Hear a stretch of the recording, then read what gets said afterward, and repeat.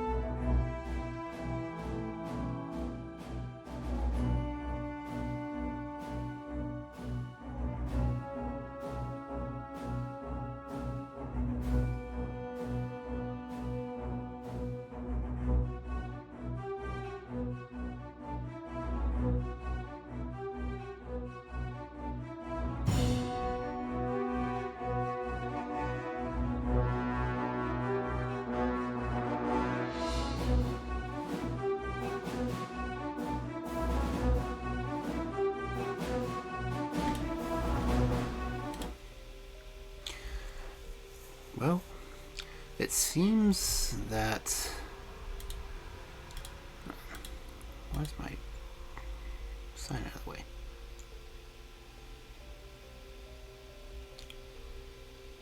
Hello?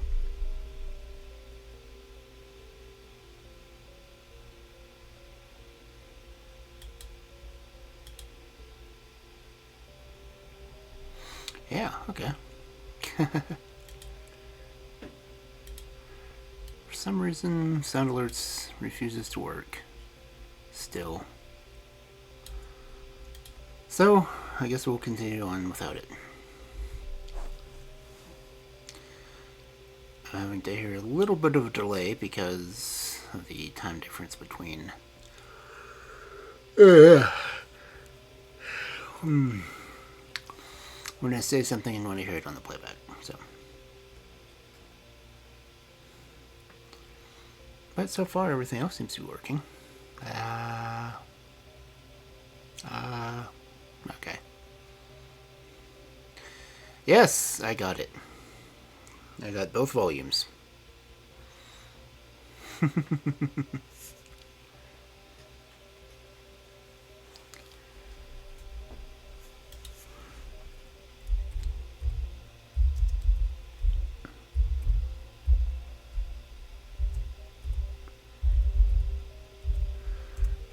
Let's see what it says this time.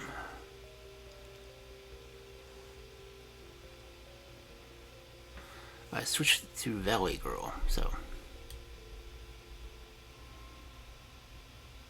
No, wait, that's News Reporter.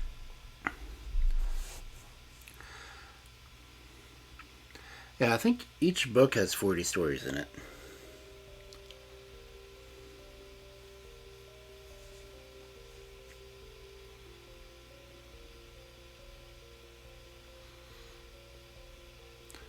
Okay, no, the stream announcement is on News Reporter, so it'll have a different kind of flair to it.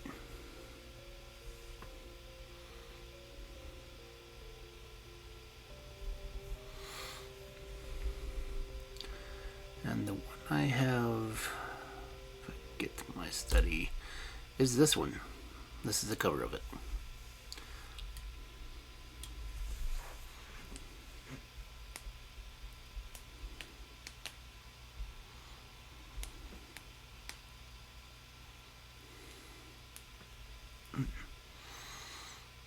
But it looks like VTube Studio is working fine. That's fairly good.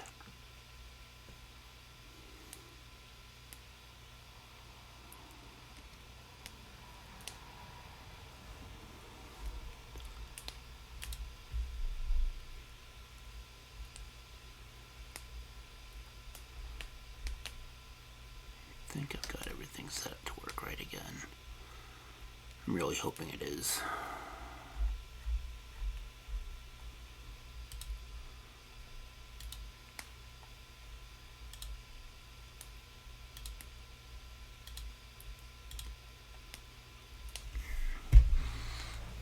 Ouch. Sit up a little bit better in my chair.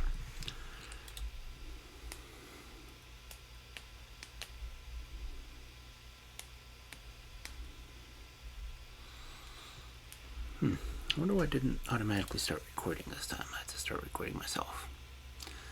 But anyway, yes. The Rivals of Sherlock Holmes.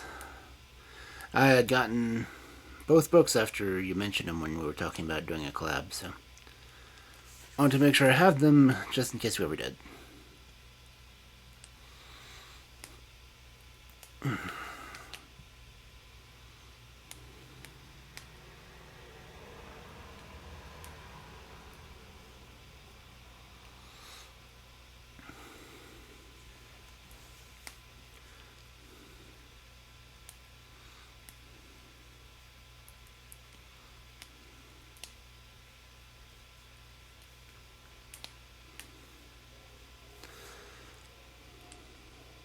And of course I got them through thrift books, so.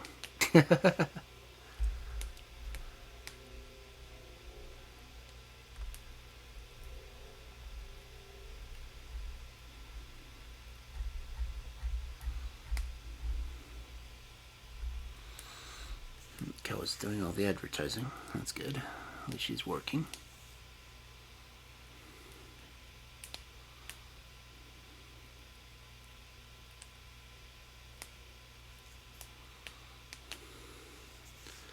I don't even want to think about how much money I spent on books this past year. And most of them for the stream. Oh, there's one that I got that I'll probably keep for Halloween because I found a book of gallows songs, which will be interesting. And if I can get my mindset to it, I may actually try to do the music too.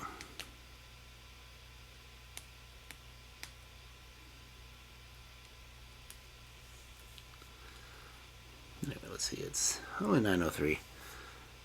So, I haven't been able to do Thursday streams for at least a couple of weeks. Since I finished up Sherlock Holmes, I've been having technical problems since then. I had to restart my computer a couple of days ago, and I finally got it working, so I can go ahead and try to do this tonight. So hopefully I won't have any problems. Hopefully.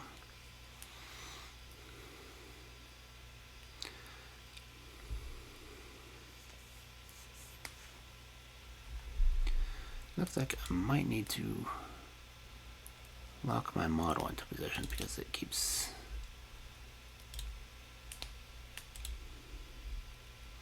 going in and out. Nope, still doing it. No.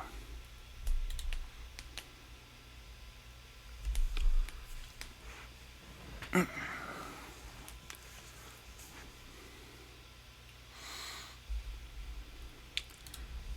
think I've got the reactives working too, so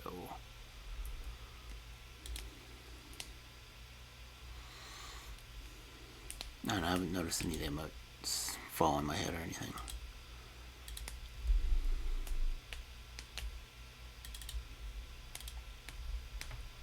Oh, there it is. Okay, they're working.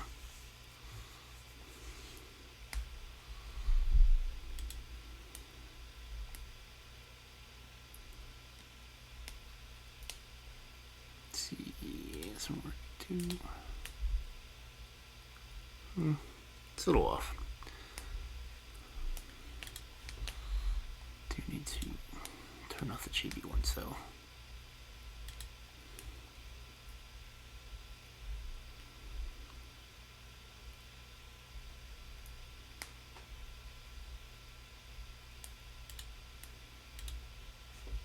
Okay, chibi settings are turned off. I will keep the chibis for the fairy tales.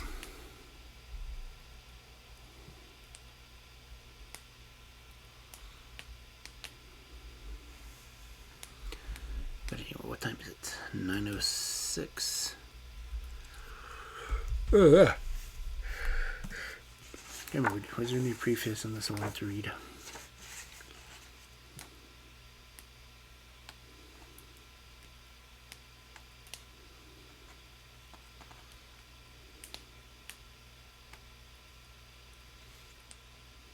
See, this one was printed in 1979.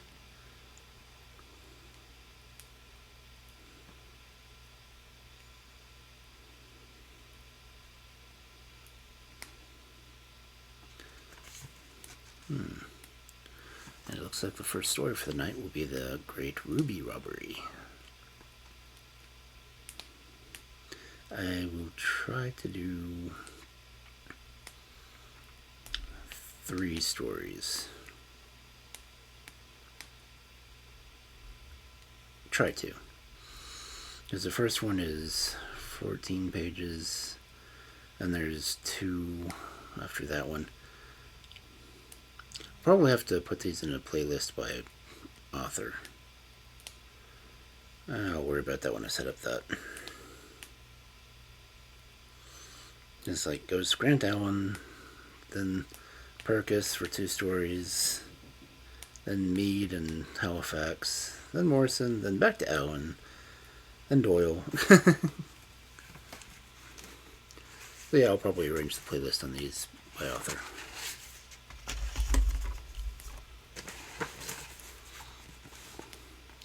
Because I like to keep my stuff organized.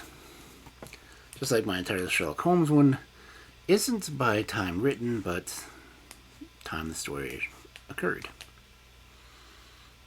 Thank you to the research of William Golding. But anyway, settle down, get something to drink if you want to, and we will get into our first story.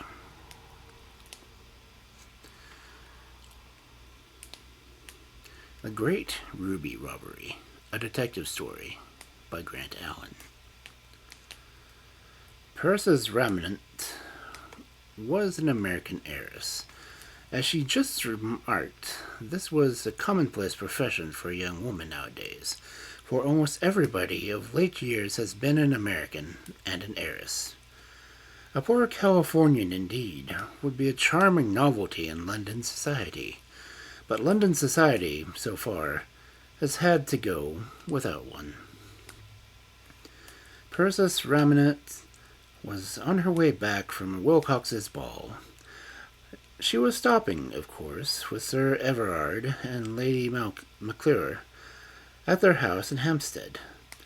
I say, of course, advisedly, because if you go or I go to see New York, we have to put up at our own expense, $5 a day without wine or extras, at the Windsor or at Fifth Avenue. But when a pretty American comes to London, and every American girl is an ex officio pretty, in Europe at least, I suppose they keep their ugly ones at home for domestic consumption. She is invariably the guest either of a dowager duchess or of a royal academician like Sir Edward, of the first distinction.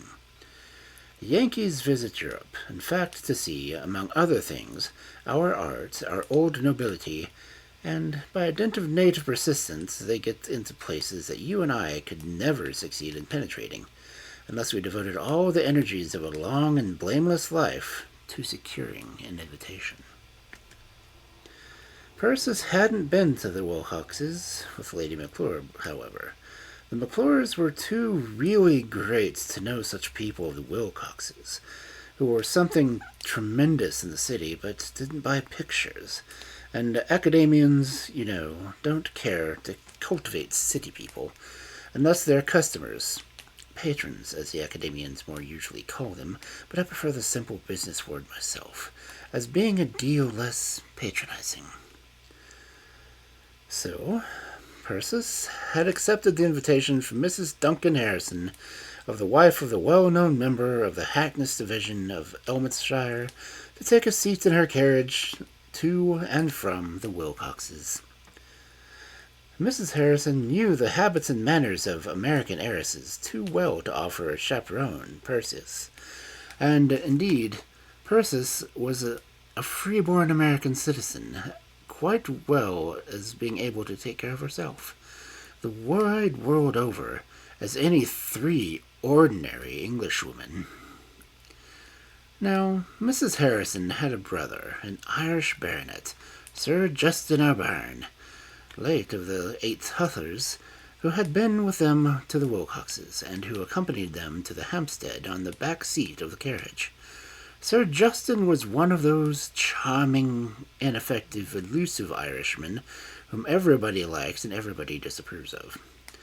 He had been everywhere and had done everything except to earn an honest livelihood. The total absence of rents during the 60s and 70s had never prevented his father, Sir Terence O'Byrne, who sat so long in Common Era in the unreformed Parliament, from sending his son Justin in states to Eton, and afterwards to a fashionable college at Oxford. "He gave me the education of a gentleman," Sir Justin was wont regretfully to observe, "but he omitted to give me also the income to keep up with it." Nevertheless, society felt O'Byrne was the sort of man who must be kept afloat somehow, and it kept him afloat accordingly in those mysterious ways that only society understands, and that you and I, who are not society, could never get to the bottom of if we tried for a century. Sir Justin himself had swayed Parliament, too, where he had sat for a while at the Great Parnell without for a moment forfeiting society's regard, even for those earlier days when it was held as a prime article of faith by the world that no gentleman could possibly call himself a home ruler. "'Twas only one of O'Byrne's wild Irish tricks," society said, complacently, with that singular indulgence it always extends to its special favourites, and which is, in fact, the correlative of that unsparing cruelty that it shows in turn to those who happen to offend against its unwritten precepts. If Sir Justin had blown up a czar, or two in fits of political exuberance, society would have only regarded that escapade as one of O'Byrne's eccentricities. He had also held a commission for a while in a cavalry regiment, which he left, it was understood, owing to a difference of opinion with a lady at the colonel. And he was now a gentleman at large in London society, supposed by those who know more about everyone than one knows about oneself, to be on the lookout for a nice girl with a little money. Sir Justin had paid Pirkis a great deal of attention at the particular evening. In point of fact, he had paid her a great deal of attention from the very first whenever he met her. And on the way home from the dance, he had kept his eyes fixed on Pirkis's face to an extent that was almost embarrassing. The pretty Californian leaned back in her place in the carriage and surveyed him languidly. She was looking her level best that night in her pale pink dress, with the famous remnant rubies and a cascade of red light setting off that showy neck of hers. 'Twas the neck of a painter. Sir Justin let his eyes fall regrettably more than once upon the glittering rubies. He liked and admired Pirkis, quite immensely. Your society man who has been through 7 or 8 London seasons could hardly be expected to not quite so far as falling in love with any woman. His habit is rather to look about him critically among all the nice girls trotted out by their mammas for his lordly inspection, and to reflect with a faint smile that this, that, or the other one might perhaps really suit him, if it were not for, and here comes the inevitable but, of all human commendation. Still, Sir Justin admitted with a sigh to himself that he liked Pirkis ever so much. She was so fresh and original, and she talked so cleverly. As for Pirkis, she would have given her eyes, like every other American girl, to be made my lady, and she had seen no man yet with an auxiliary title in his gift whom she liked half so well as this delightful wild Irishman. At the McClure's door, the carriage stopped. Sir Justin jumped out and gave his hand to Pirkis. You know how the house well, of course. Sir Everard McClure's is one of those large artistic mansions in red brick and old oak, on the top of a hill, and stands a little way back from the road, discreetly retired with a big wooden porch, very convenient for leave-taking. Sir Justin ran up the steps with Pirkis to ring the bell for her. He had tried too much to be an impressionable Irish blood in his veins to leave that pleasant task to his sister's footman. But he didn't ring it at once, at the risk of keeping Mrs. Harrison waiting outside for nothing. He stopped and talked a minute or so with the pretty American. "You look right charming tonight, Miss Ramnett," he said, as she threw back her light opera wrap for a moment in that porch and displayed a single flash of that showy necklace with the famous rubies. "Those stones become you, too." Pirkis looked at him and smiled. "You think so?" she said, with a little tremulous, for even your American heiress, after all, is a woman. "Well, I'm glad you do, but it's not goodbye tonight, Miss Sir Justin, for I just go next week to Paris." Even in the gloom of the porch, just lighted by the artistic red and blue lanterns of the wrought iron, she could see a shade of disappointment quickly pass over his handsome face as he answered, with a little gulp. "Oh, you don't mean that. Oh, Miss Ramnett, I'm so sorry." And then he paused and drew back. "And yet, after all," he continued, "perhaps..." And there he checked himself. Pirkis looked up at him hastily. "Yet, after all, what?" she asked, in evident interest. The young man drew an almost inaudible sigh. "Yet, after all, nothing," he answered evasively. "That might do for an Englishwoman," Pirkis put in, for American frankness. "But it won't do for me. You must tell me what you meant by it." For she reflected sagely that the happiness of 2 lives might depend on those 2 minutes, and how foolish to throw away the chance of a man you really like, with my ladyship to boot, all of the sake for pure convention. Sir Justin leaned against the woodwork of that retiring porch. She was a beautiful girl. She had hot Irish blood. Well, yes, just for once he could say the plain truth to her. "Miss Ramnett," leaning forward, he began, and bringing his face close to hers. "Miss Ramnett, Pirkis, shall I tell you the reason why? Because I like you so much, I almost think that I love you." Pirkis felt the blood quiver in her tingling cheeks. How handsome he was! And a baronet. "And yet you're not altogether sorry," she said reproachfully, "that I'm going to Paris?" "No, not altogether sorry," he answered, sticking to it. "And I'll tell you why, too, Miss Ramnett. I like you very much, and I think you like me. For a week or two I've been saying to myself, I really must ask her to marry me. The temptation's been so strong I could hardly resist it." "And why do you want to resist it?" Pirkis asked tremulously. Sir Justin hesitated a second. Then, with a perfect natural and instinctive movement, though only a gentleman would have ventured to make it, he lifted his hand and just touched with the tips of his fingers the ruby pendant on her necklet. "This is why," he answered simply, with a manly frankness. "Pirkis, you're so rich, I never dare ask you." "Perhaps you don't know what my answer would be," Pirkis murmured very low, just to preserve her own dignity. "Oh, yes, I think I do," the young man replied, gazing deeply into her dark eyes. "It isn't that. If it were only that, I wouldn't mind so much. But I think you'd take me." There was the moisture in her eye. he went on more boldly. I know you'd take me, Persis, and that's why I don't ask you. You're a great deal too rich, and these make it impossible. Sir Justin, Persis answered, removing his hand gently, but the moisture growing thicker, for she really liked him. It's most unkind of you to say so.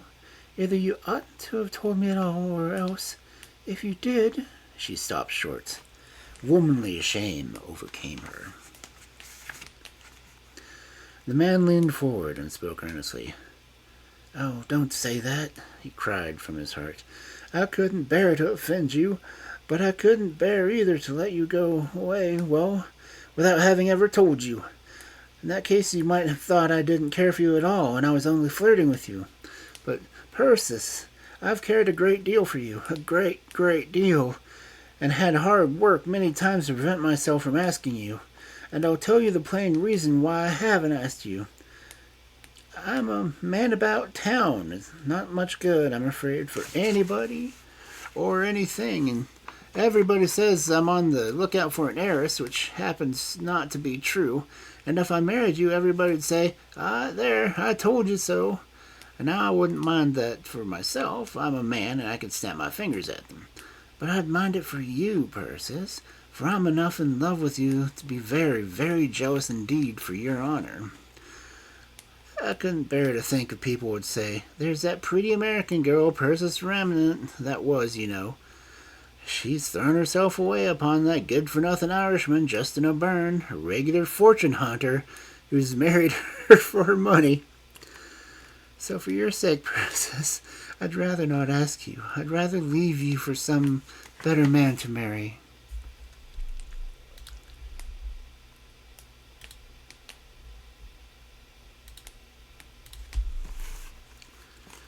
But I wouldn't, Persis cried aloud. Oh, Sir Justin, you must believe me. You must remember. At that precise point, Mrs. Harrison put out her head out of the carriage window and called out rather loudly, Why, Justin, what's keeping you? The horses will catch their death of cold, and they were clipped this morning. Come back here at once, my dear boy. Besides, you know, la conveniences.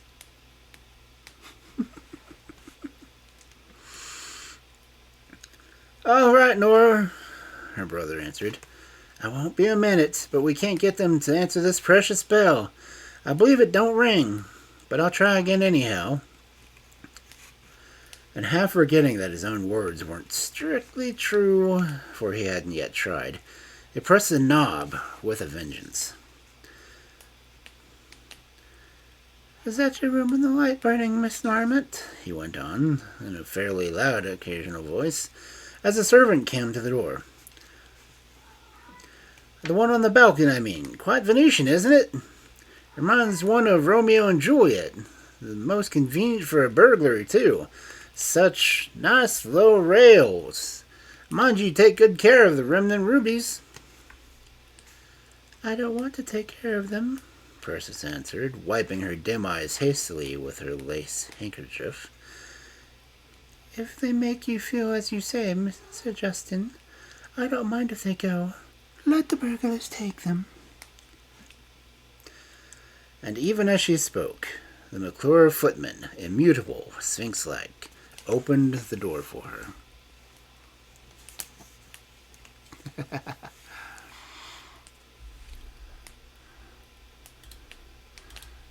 Welcome in, and thanks for the raid.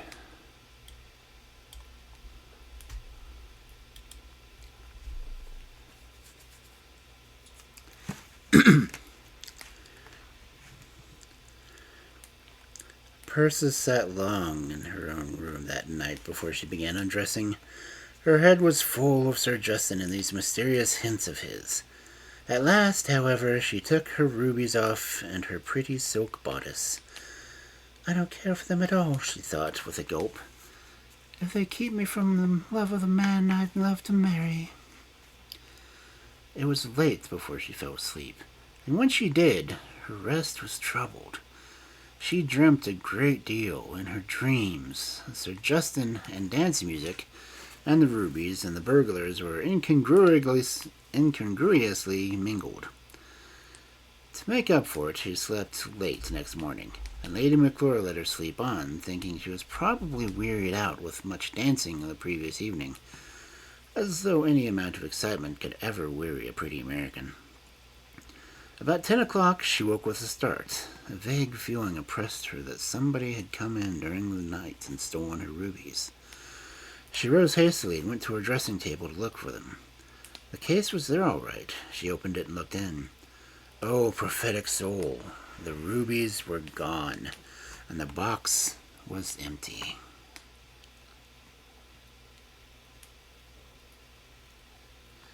Now, Pirkis had honestly thought the night before a burglar might take her rubies if he chose, and she wouldn't mind the loss of them. But that was last night, and the rubies hadn't yet been taken. This morning, somehow, things seemed quite different. It would be rough on us all, especially on politicians, if we must always be bound by what we said yesterday. Pirkis was an American, and no American is insensible to the charms of precious stones. 'Tis a savage taste which European immigrants seem to have inherited obliquely from their Red Indian predecessors. She rushed over to the bell and rang it with feminine violence. Lady McClure's maid answered the summons as usual. She was a clever, demure-looking girl, this maid of Lady McClure's, and when Pirkis cried to her wildly, "Send for the police at once and tell Sir Evelyn my jewels are stolen," she answered, "Yes, miss," with such a sombre acquiescence that Pirkis, who was American and therefore a bundle of nerves, turned round and stared at her for an inapprehensible mystery. No Mahatma could have been more unmoved. She seemed to quite expect those rubies would be stolen, and to take no more notice of the incident than if Pirkis had told her she wanted hot water. Lady McClure, indeed, greatly prided herself on the cultivated imperturbability of Bertha's. She regarded it as a fine flower of English domestic service. But Pirkis was American, and saw things otherwise. To her, the calm repose with which Bertha answered, "Yes, miss, certainly, miss. I'll go and tell Sir Everard," seemed nothing short of exasperating. Bertha went off with the news, closing the door quite softly, and a few minutes later Lady McClure herself appeared in the Californian's room to console her visitor under the severe domestic affliction. She found Pirkis sitting up in bed in her pretty French dressing jacket, pale blue with revers of the fawn color, reading a book of verses. "Why, my dear," Lady McClure exclaimed, "then you found them again, I suppose. Bertha told us you'd lost your lovely rubies." "So I have, dear Lady McClure," Pirkis answered, wiping her eyes. "They're gone. They've been stolen. I forgot to lock my door when I came home last night, and the window was open. Somebody must have come in, and that's the way of this, taken them. But whenever I'm in trouble, I try a dose of Browning. He's splendid for the nerves. He's so consoling. You know, he brings one to an anchor." She breakfasted in bed. She wouldn't leave the room, she declared, until after the police arrived. After breakfast, she rose and put on her dainty Parisian morning wrap. Americans have always liked such pretty bedroom things for informal receptions, and sat out in the state to await the police officer. Sir Everard himself, much disturbed that such a mishap could have happened in his house, went around in person to fetch the official. While he was gone, Lady McClure made a thorough search of the room and couldn't find a trace of the missing rubies. "Are you sure you put them in the case, dear?" she asked, for an honor of the household.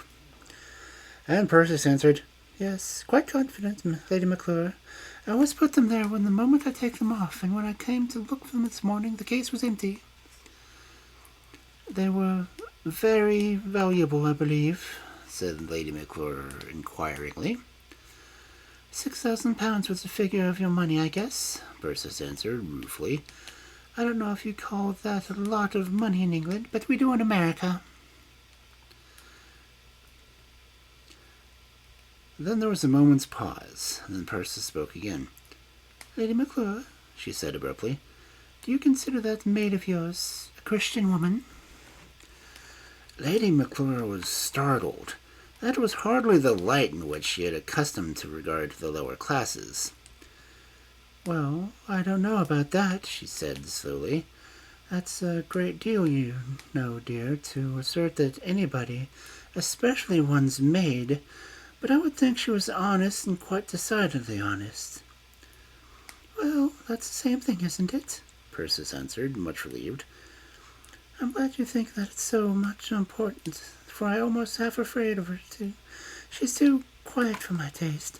Somehow, so silent, you know, and inscrutable." "Oh, my dear," the hostess cried. "Don't blame her for her silence. That's just what I like about her. It's exactly what I chose her for. Such a nice, noiseless girl.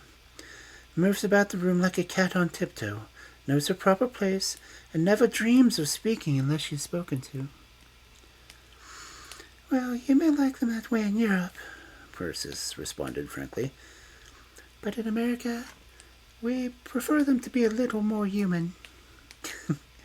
20 minutes later, the police officer arrived. He wasn't in uniform. The inspector, feeling at once the gravity of the case and recognizing that this was a big thing, in which there was glory to be won, and perhaps promotion, sent the detective at once and advised that if possible nothing should be said to the household on the subject for the present, till the detective had taken a good look round the premises.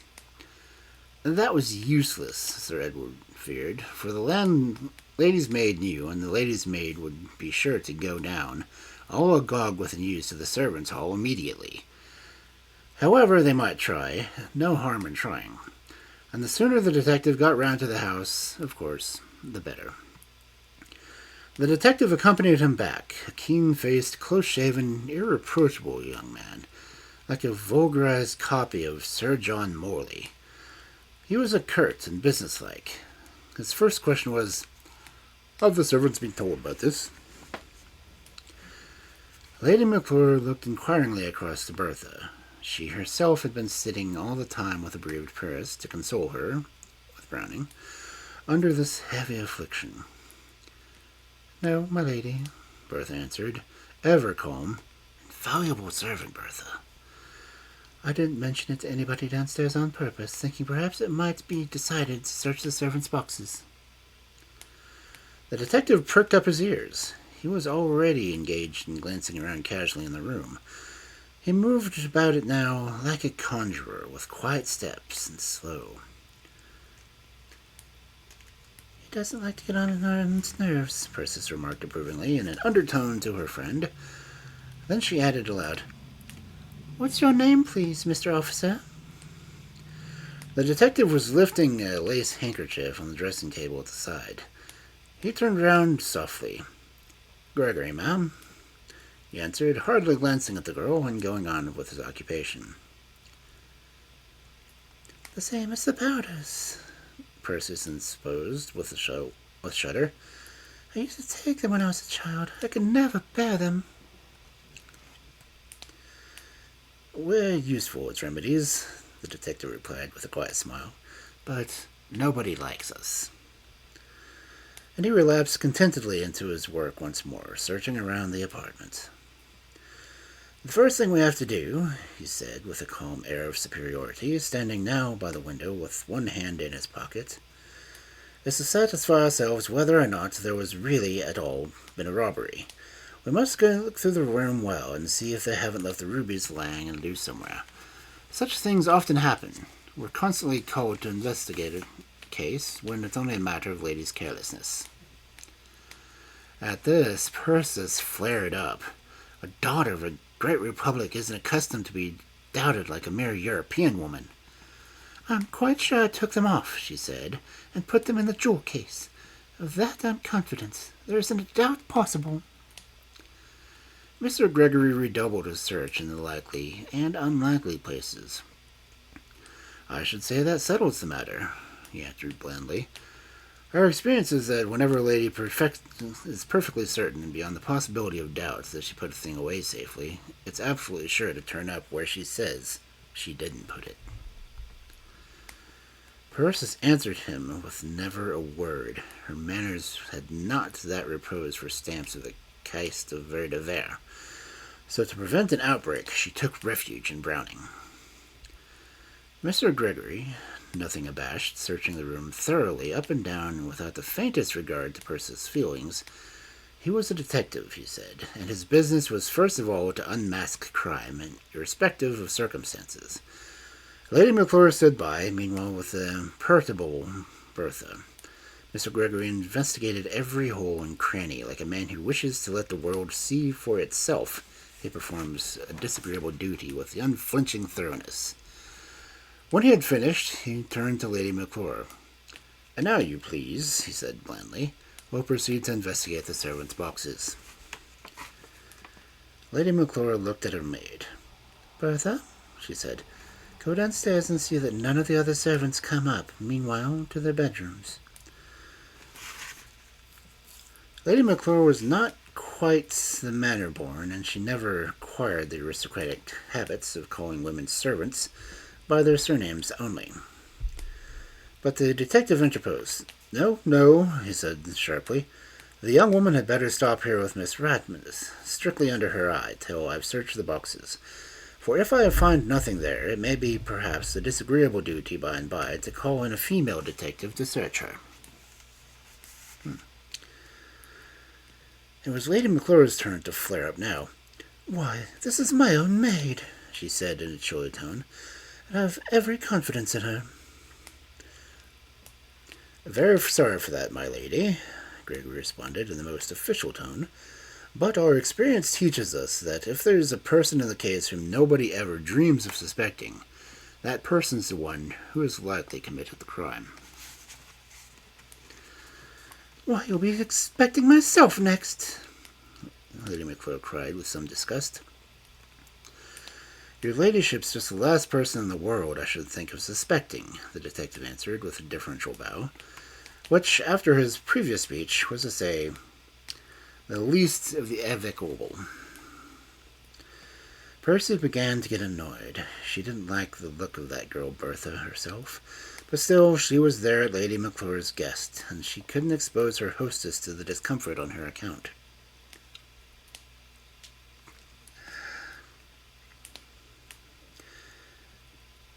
"This girl shall be searched," she put in a hot glowing.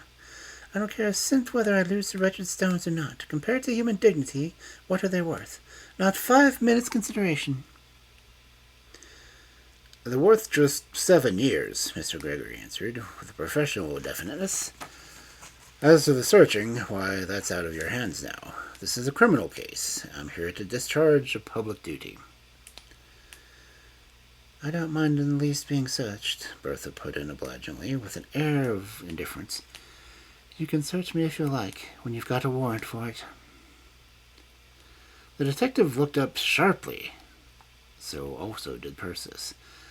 This ready acquaintance of the liberty of the subject of criminal cases impressed her unfavorably. "Ah, we'll see about that," Mr. Gregory answered with a cool smile. "Meanwhile, Lady McClure, I'll have a look at the boxes."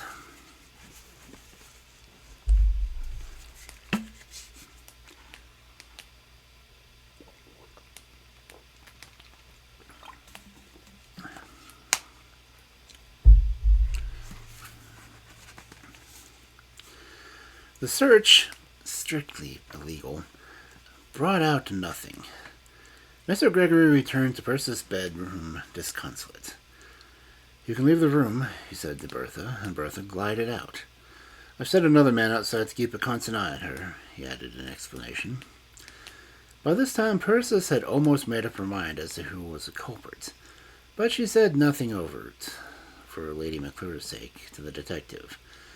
As for the immovable official, he began asking questions.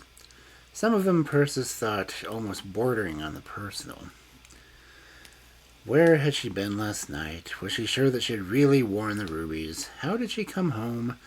Was she certain she took them off? Did the maid help her undress? Who came back with her in the carriage? And so on. All of these questions rapidly fired off with a cross-examining acuteness. Persis answered them in the direct American fashion. She was sure she had the rubies on when she came home to Hampstead, because Sir Justin O'Byrne, who came back with her in his sister's carriage, had noticed them at last thing and had told her to take care of them. At the mention of that name, the detective smiled meaningly. A meaning smile is stock in trade to a detective. "Oh, Sir Justin O'Byrne," he repeated with quiet self-constraint. "He came back with you in the carriage, then? And did he sit in the same side with you?" Lady McClure grew indignant. That was Mr. Gregory's cue. "Really, sir," she said angrily, "if you're going to suspect a gentleman in Sir Justin's position, we shall have none of that to be safe from you." "The law," Mr. Gregory replied with an air of profound indifference, "is no respecter of persons." "But it ought to be of characters," Lady McClure cried warmly. "What's the good of having a blameless character, I should like to know, if... "It doesn't allow you to commit a robbery with impunity," the detective interposed, finishing her sentence in his own way. Well, that's true, but perfectly true. But Sir Justin's character, you see, can hardly be called blameless." "He is a gentleman," Persis cried, with flashing eyes, turning round upon the officer, "and he's quite impeccable of such a mean and disreputable crime as you dare to suspect him of." "Oh, I see," the detective answered, like one to whom a welcome ray of light breaks suddenly through great darkness. "Sir Justin's a friend of yours. Did he come onto the porch with you?" "He did," Persis answered, flushing crimson. "And if you have the insolence to bring a charge against him—" "Calm yourself, madam," the detective replied coolly. "I did nothing of the sort at this stage of the proceedings. It is possible there may have been no robbery in the case at all. We must keep our minds open to the present, that every possible alternative. It's a delicate matter to hint at, but before we go any further, do you think, perhaps, Sir Justin may have carried the rubies away by mistake, entangled in his clothes? Say, for example, his coat sleeve." It was a loophole of escape, but Persis did jump at it. "He never had the opportunity," she answered with a flash. "And I know quite well that they were there on my neck when he left me, for the last thing he said to me was looking up at me at the very square window. 'That balcony's awfully convenient for a burglary. Mind you take good care of the remnant rubies.' And I remembered what he'd said when I took them off last night. And that's what made me so sure I really had them." "And you slept with the window open," the detective went on, still smiling to himself. "Well, here we have all the materials, to be sure, for this is a first-class mystery."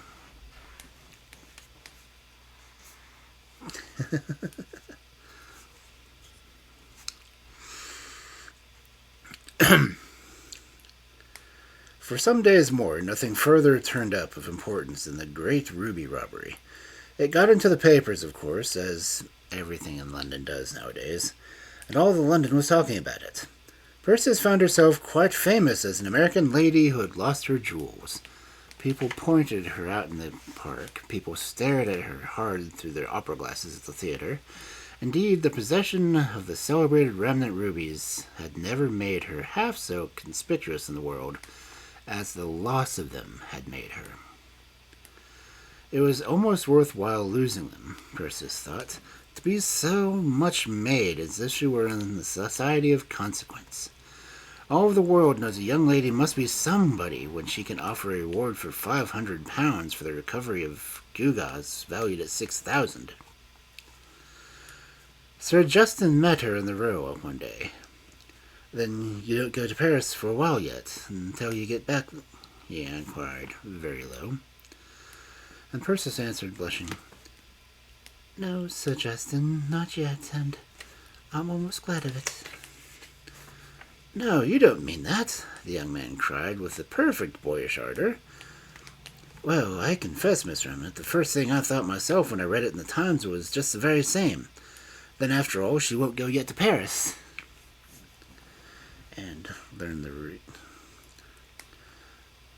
Paris looked at him as from her pony with American frankness. "And I," she said, quivering, "I found anchor in Browning, for what do you think I read? I learned the true rate of true man's heart above rubies. The book opened at the very place, and there I found anchor." But when Sir Justin went round to his rooms the same evening, his servant said to him, "A gentleman was inquiring for you this afternoon, sir. A clean-shaven gentleman, not very prepossessing. And it seemed to me somehow as if he were trying to pump me." Sir Justin's face was grave. He went to his bedroom at once. He knew what the man wanted, and he turned straight to his wardrobe and, looking hard at the dress coat he had worn that evening, things may cling to the sleeve, don't you know, or be entangled in the cuff, or casually get into a pocket, or someone may put them there. For the next 10 days or so, Mr. Gregory was busy, consistently busy. Without doubt, he was the most active and energetic of detectives. He carried out so fully his own principle of suspecting everybody from Paris to Peru that at last poor Pirkis got fairly amazed with his web of possibilities. Nobody was safe from his cultivated and highly trained suspicion. Not even Sir Everard in his studio, nor Lady McClure in her boudoir, nor the butler in his pantry, nor Sir Justin O'Byrne in his rooms in St. James. Mr. Gregory kept an open mind against everybody and everything. He even doubted the parrot, and had views of the intervention of rats and terriers. Pirkis got rather tired at last of his perverse ingenuity, especially when she had a very shrewd idea herself who had stolen the rubies. When she suggested various doubts, however, which seemed remotely to implicate Sir Justin's honesty, the sensitive American girl felt it go on her nerves and refused to listen to him, though Mr. Gregory never ceased to enforce upon her, by precept or example, his own pet doctrine that the last person on earth one would be likely to suspect is always the one who turns out to have done it. 2 mornings later, Pirkis looked out her window as she was dressing her hair. She dressed it now herself, though she was an American heiress, and therefore, of course, the laziest of her kind. For she had taken an unaccountable dislike, however, to the quiet girl Bertha. On this particular morning, however, when Pirkis looked out, she saw Bertha engaged in close and apparently very intimate conversation with a Hampstead postman. This sight disturbed the unstable equilibrium of the equanimity of the little. Why should Bertha go to the door to the postman at all? Surely it was no part of the duty of Lady McClure's maid to take in letters. And why should she want to go prying into the question of who wrote to Miss Remnant? For Pirkis, intensely conscious herself that a note from Sir Justin lay on top of the postman's bundle, as she recognized it at once, even at that distance below, by the particular shape of the broad, rough envelope, jumped to the natural feminine conclusion that Bertha must needs be influenced by some abstruse motive, which she herself, Paris, was, to say the very least, a component element. 'Tis a human fallacy. We're all of us prone to see everything from a personal standpoint. Indeed, one quality that makes a man or woman into a possible novelist, good, bad, or indifferent, is just that special power of throwing himself or herself into a great many people's personalities alternately. And this is the power possessed on average by not 1 in 1,000 men and not 1 in 10,000 women. Pirkis rang the bell violently. Bertha came up, all smiles. "Did you want anything, miss?" Pirkis could have choked her. "Yes," she answered plainly, taking the bull by the horns. "I want to know what you were doing down there, prying into the other people's letters without promotion." Bertha looked at her, ever bland. She answered at once, without a second's hesitation. "The postman's my young man, miss, and we hope before very long to get married." Odious thing, Pirkis thought. Glib lie always ready on the tip of her tongue for every emergency. But Bertha's full heart was beating rapidly, beating with love and hope and deferred anxiety. A little later in the day, Persis mentioned the incident casually to Lady McClure, mainly in order to satisfy herself that the girl had been lying. Lady McClure, however, gave a qualified assent. "I believe she's engaged to the postman," she said. "I think I've heard so, although I make it a rule, you see, my dear, to know the little as I can of people's love affairs. They're so very uninteresting. But Bertha certainly told me she wouldn't leave me to get married for an indefinite period. That was only 10 days ago. She said her young man wasn't yet in a position to make a home for her." "Perhaps," Persis suggested grimly, "something has occurred meanwhile to better her position. Such strange things crop up. She may have come into a fortune." "Perhaps so," Lady McClure replied languidly. The subject bored her. "Though if so, it must really have been very sudden, for I think it was morning before you lost your jewel. She told me so." Persis thought it that odd, but she made no comment. Before dinner that evening, she burst suddenly into Lady McClure's room for a minute. Bertha was dressing her lady's hair. Friends were coming to dine, among them Sir Justin. "How do these pearls go with my complexion, Lady McClure?" Persis asked rather anxiously, for she especially wished to look her best that evening for someone at the party. "Oh, charming," her hostess answered with a society smile. "Never saw anything suit you better, Persis." "Except for my poor rubies," Persis cried rather ruefully, for colored gewgaws are dear to the savage and the woman. "I wish I could have them back. I wonder if that man Gregory hasn't succeeded in finding them." "Oh, my dear," Lady McClure drawled out, "you may be sure that by this time they're safe in Amsterdam. That's the only place in Europe to go to look for them now." "Why, to Amsterdam, my lady?" Bertha interposed suddenly, with a quick side glance at Persis. Lady McClure threw her head back in a surprise at so unwanted an intrusion. "What do you want to know that for, child?" she asked somewhat curtly. "Why, the cut, of course. All the diamond cutters in the world are concentrated in Amsterdam. And the first thing a thief does when he steals big jewels is to find them across and have them cut into a few new shapes so they won't be identified." "I shouldn't have thought that," Bertha put in calmly. "They'd have known who to send them to." Lady McClure turned to her sharply. "Why, these things," she said, with a calm air of knowledge, "are always done by experienced thieves who know the ropes well, and are in league with receivers the whole world over. But Gregory has his eye on one in Amsterdam, I'm sure, and we'll soon hear everything." "Yes, my lady," Bertha answered in her acquiescent tone, and relapsed back into silence.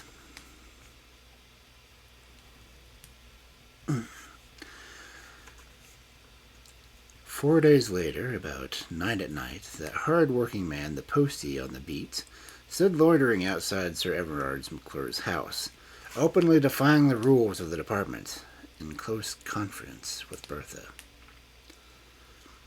"Well, any news?" Bertha asked, trembling over with excitement, for she was a very different person outside with her lover from the demure and imperturbable model maid who waited on my lady.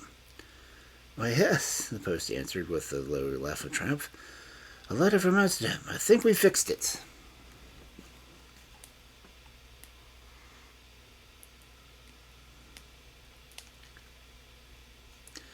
Bertha almost flung herself upon him. "Oh, Harry," she cried, all eagerness. "This is too good to be true. Then in just 1 other month we can really get married." There was a minute's pause, inarticulately filling up with sounds unrepressible through the art of a typewriter. Then Harry spoke again. "It's an awful lot of money," he said, musing. "A regular fortune. And what's more, Bertha, if you hadn't gone for your cleverness, we should have never got it." Bertha pressed his hand affectionately. Even ladies' maids are human. "Well, if I hadn't been so much in love with you," she answered frankly, "I don't think I would have ever had the wit to manage it. But, oh, Harry, love makes one do anything." If Perseus had heard those singular words, she would have felt no doubt was any longer possible.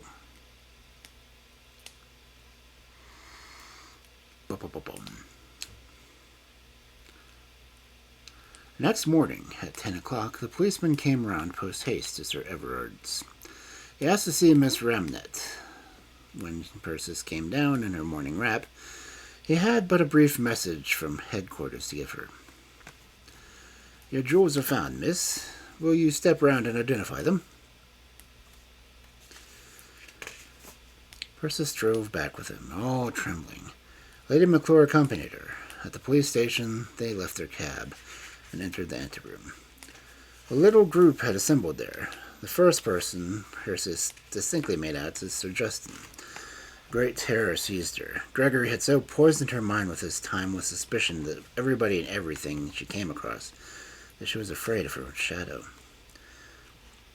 But next moment she saw clearly that he wasn't there as a prisoner, or even a witness, merely as a spectator. She acknowledged him with a hasty bow and cast her eyes around again. The next person she was definitely distinguished was Bertha, as calm and cool as ever, but in the very center of the group, occupying, as it were, the place of honor which naturally belongs to the prisoner on all similar occasions. Perseus was not surprised at all. She had known it all along. She glanced menacingly at Gregory, who stood a little behind, looking by no means triumphant. Perseus found his objection odd, but he was a proud detective, and perhaps someone else had effected the capture. "These are your jewels, I believe," the inspector said, holding them up, and Perseus admitted it. "This is a painful case," the inspector went on. "A very painful case. We're grieved to have discovered such a clue against one of our own men. But as he owns it to himself, and intends to throw himself at the mercy of the court, it's no use in talking about it. He won't attempt to defend it. Indeed, with such evidence, I think he's doing what's best and wisest." Perseus stood there all dazed. I don't understand," she cried with a swimming brain. "Who on earth are you talking about?" The inspector pointedly muted with one hand at Gregory. And then, for the first time, Perseus saw he was guarded. He clapped her hand to her head. In a moment it all broke in upon her. When she called the police, the rubies had never been stolen at all. It was Gregory who had stolen them. She understood it now at once. The real facts came back to her. She had taken her necklace off at night and laid it carelessly down on the dressing gown, too full for Sir Justin, covered it accidentally with a lace pocket handkerchief, and straightway forgotten all about it. Next day she missed it, and jumped at conclusions. When Gregory came, he spied the rubies askance under the corner of the handkerchief, of course. Being a woman, she had naturally looked everywhere except the place where she had laid them. And knowing that it was a safe case, he had quietly pocketed them before her very eyes, unsuspected. He felt sure nobody would accuse him of robbery, which was committed before he came, and which he had himself been called in to investigate. "The worst of it is," the inspector went on, "he had just woven a very ingenious case against Sir Justin O'Brien, whom we were on this very point of arresting today. If this young woman hadn't come down at the 11th hour, just in the nick of time, and earned the reward by giving us a clue that led us to the discovery and recovery of the jewels. They were brought over this morning by an Amsterdam detective." Perseus looked hard at Bertha. Bertha answered this look. "My young man was a postman, miss," she exclaimed, quite simply, "and after what my lady said, I put him up to watch Mr. Gregory's delivery for a letter from Amsterdam. I suspected him at the very first. When the letter came, we had him arrested at once and found out from who the people in Amsterdam had the rubies." Perseus gasped in astonishment. Her brain was reeling, but Gregory, in the background, put in one last word. "Well, I was all right after all," he said, with professional pride. "I told you that the very last person you dreamed of suspecting was sure to be the one who actually did it." Lady O'Byrne's rubies were very much admired at Monte Carlo last season, Mr. Gregory was found in permanent employment for the next 7 years in Her Majesty's quarries on the Isle of Portland. Bertha and her postman have retired to Canada with £500 to buy a farm. And everybody says Sir Justin Byrne has beaten the record after all, even for Irish baronets, for making the marriage at once of money and affection.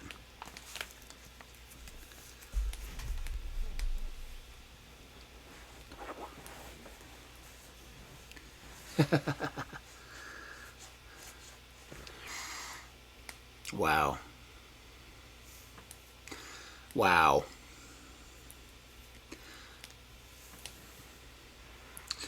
I honestly wasn't expecting that.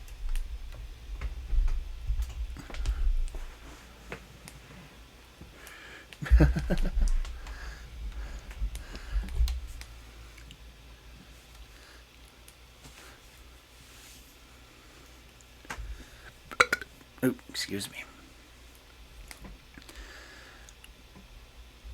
You wouldn't think the detective would be the thief. But wow.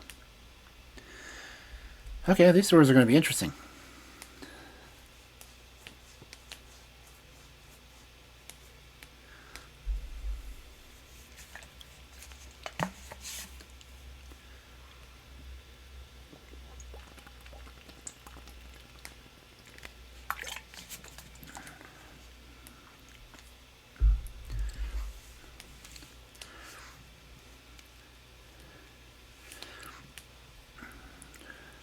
And if anyone was wondering, I was doing the pauses because there were actually chapter breaks in the story.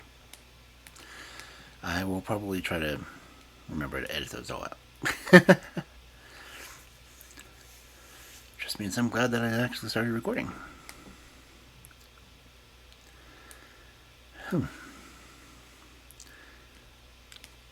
That one story took me a while.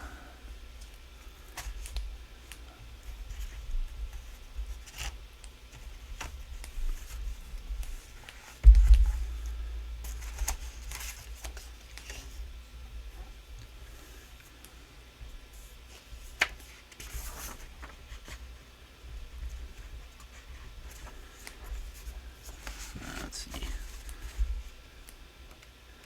Considering how long that was for 14 pages, but it's also double columned. Should have thought about that.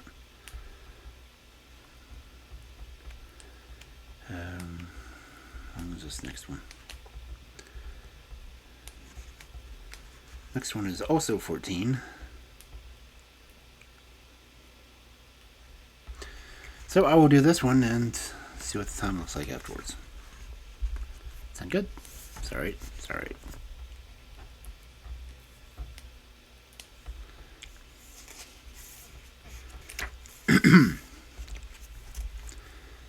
Guess I'm having to do too many voices on this one.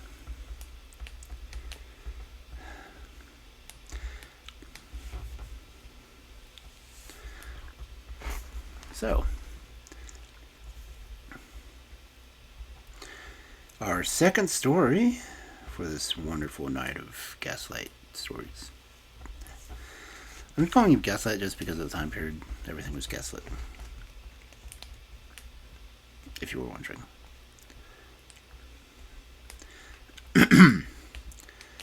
The experiences of Lady... I'm already messing up. Try this again.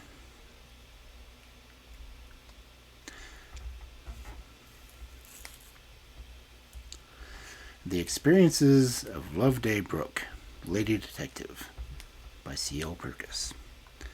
The bag left on a doorstep.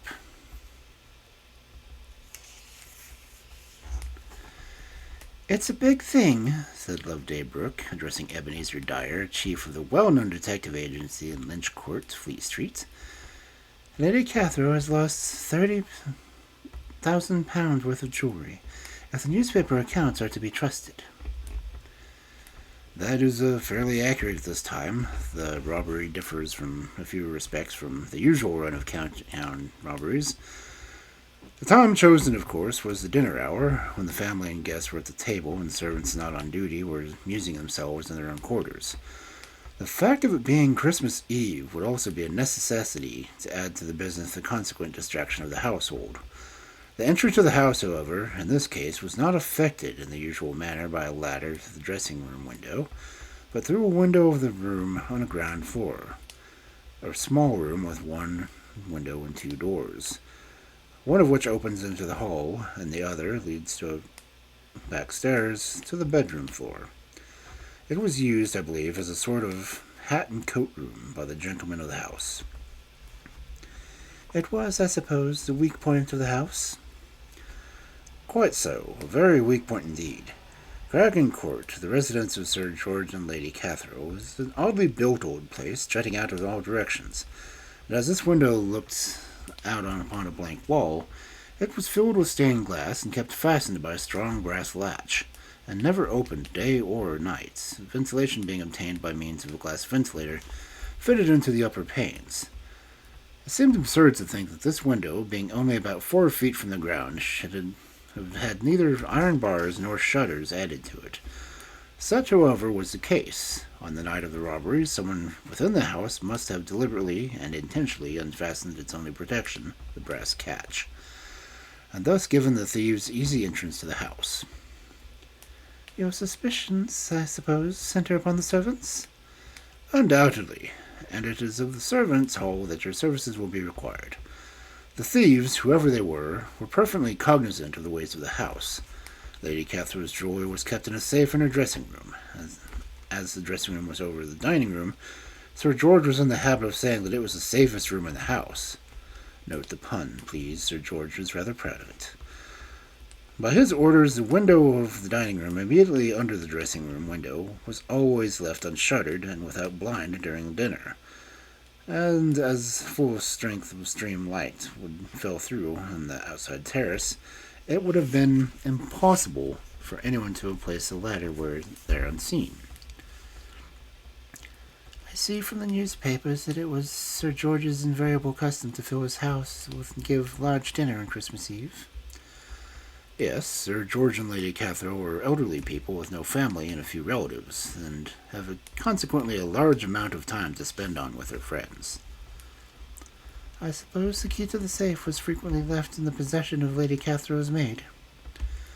Yes, she is a young French girl, Stephanie Delacroix by name. It was her duty to clear the dressing room directly after her mistress left it, put away any jewelry that might be lying around, lock the safe, and keep the key till her mistress came up to bed. On the night of the robbery, however, she admits that, instead of so doing, directly her mistress left the dressing room, she ran down to the housekeeper's room to see if any letters had come for her, and remained chatting with the other servants for some time.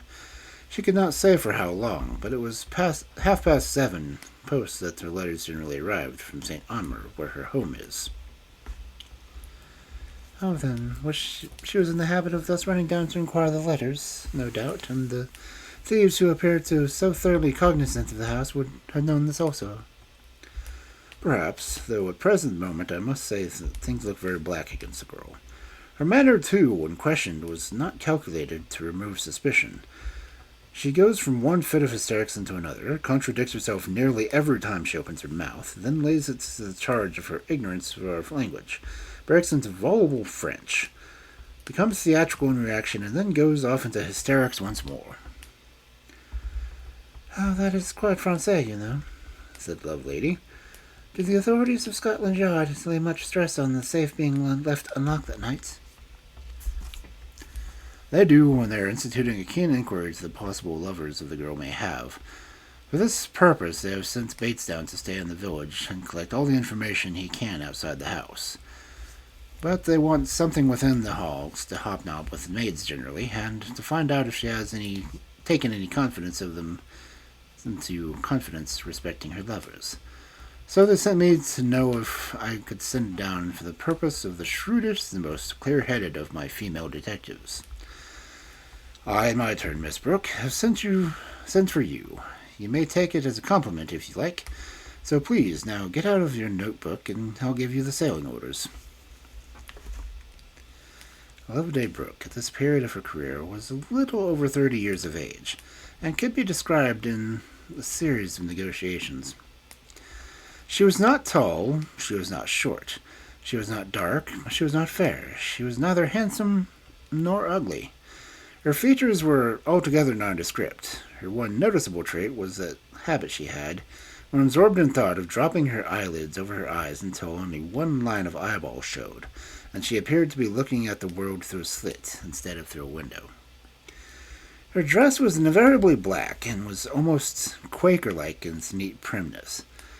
Some 5 or 6 years previously, by a jerk of fortune's wheel, Loveday had been thrown upon the world penniless and all but friendless. Marketable accomplishments she had found she had none. She had forthwith defied convention and had chosen for herself a career that had cut her off sharply from the former associations of her profession of society. For 5 or 6 years she drudged away patiently in the lower walks of her profession. Then chance, or to speak more precisely, an intricate criminal case, threw her in the way of an experienced head of a flourishing detective agency in Lynch Court. He quickly enough found out the stuff that she was made of, and threw her in the way of better class work. Work, indeed, that brought in case of pay and reputation alike to him and to Loveday.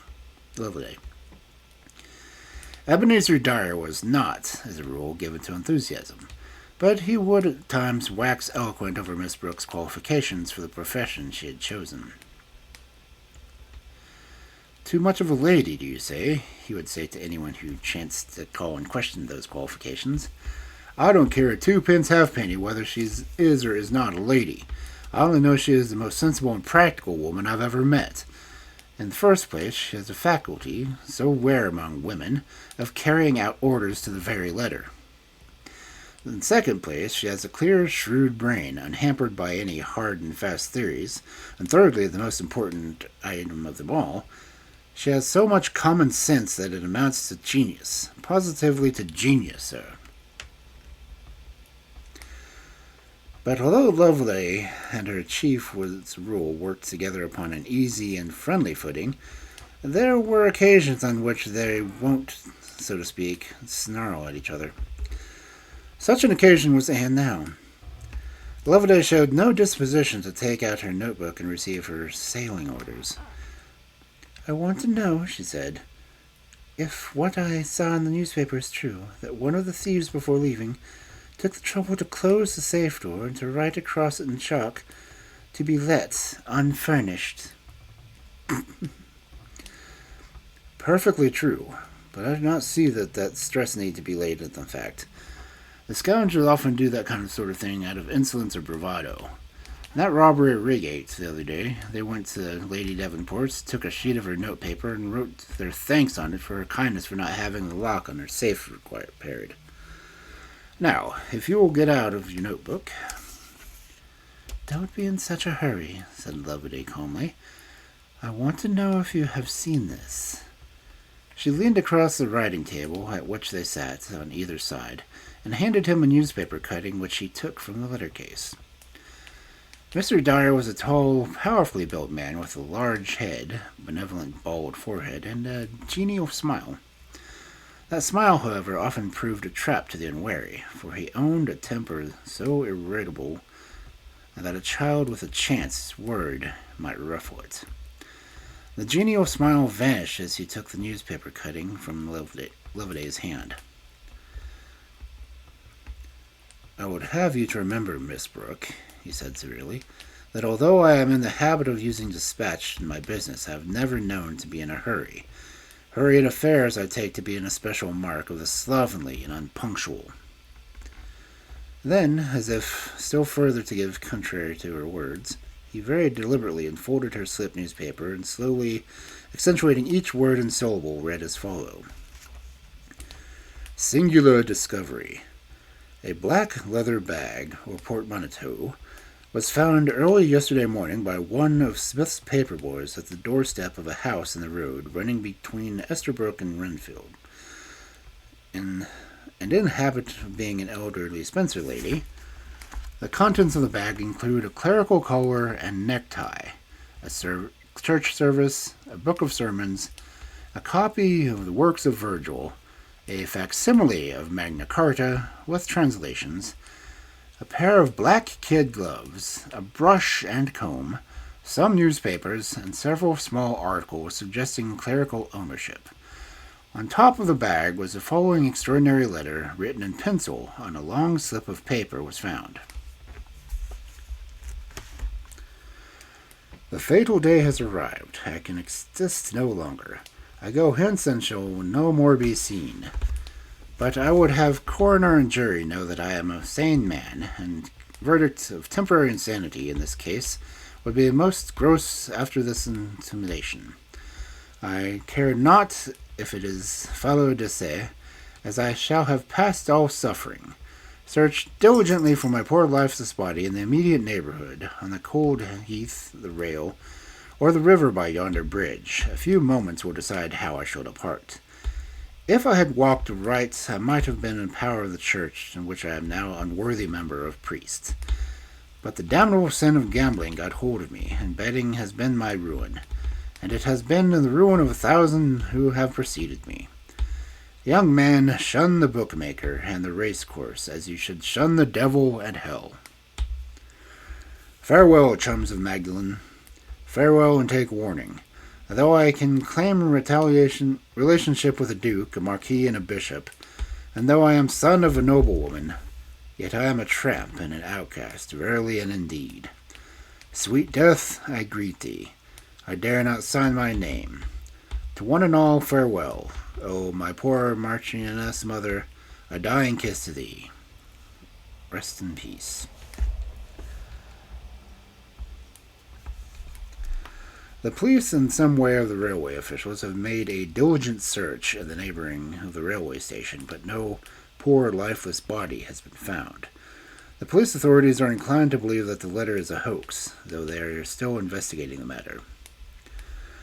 In the same deliberate fashion as he had opened and read the cutting, Mr. Dyer folded and returned it to Loveday. "May I ask," he said sarcastically, "what do you see in that silly hoax to waste your and my valuable time over?" "I wanted to know," said Loveday, in the same tones as before, "if you saw anything in it that might in some way connect this discovery to the robbery of Craig Court." Mr. Dyer stared at her in utter blank astonishment. "When I was a boy," he said sarcastically as before, "I used to play at the same game called What Is My Thought Like? Someone would think of something absurd and say at the top of the moment, and someone would hazard a guess that his thought might be, say, the toe of his left boot, or the unfortunate individual would have to show the connection between the toe of his left boot and the top of the moment. Miss Brooke, I have no wish to repeat that silly game this evening for your benefit or mine." "Oh, very well," said Loveday, calmly. "I fancied you might like to talk it over, that was all. Give me my sailing orders, as you call them, and I'll endeavour to concentrate my attention on the little French maid and her various lovers." Mr. Dyer grew amiable again. "That's the point on which I wish you to fix your thoughts," he said. "You had better start for Craig Court by the first train tomorrow. It's about 60 miles down to the Great Eastern Line. Huxwell is at the station. You must grab land at. There is one of the grooms of the court will meet you and drive you to the house. I have arranged with the housekeeper there, Mrs. Williams, a very worthy and discreet person, that you shall pass in the house as a niece of hers, on a visit to recruit, after severe study in order to pass board school teacher's exam. Naturally, you have injured your eyes as well as your health with overwork, so you can wear your blue spectacles. Your name, by the way, will be Jane Smith. Better write it down. All your work will lie in among the servants of the establishment, and there will be no necessity for you to see either Sir George or Lady Cathrow. In fact, neither of them have been apprised of your intended visit. The fewer we take into our confidence, the better. I have no doubt, however, the Bates will hear from Scotland Yard that you are in the house, and will make a point of seeing you." "Has Bates unearthed anything of importance?" "Not as yet. He has discovered one of the girl's lovers, a young farmer by the name of Holt. but he seems to be an honest, respectable young fellow, and entirely above suspicion. The discovery does not count for much. I think there's nothing else to ask, said Loveday, rising to take her departure. Of course, I'll send a telegraph should you need to rise in our usual cipher.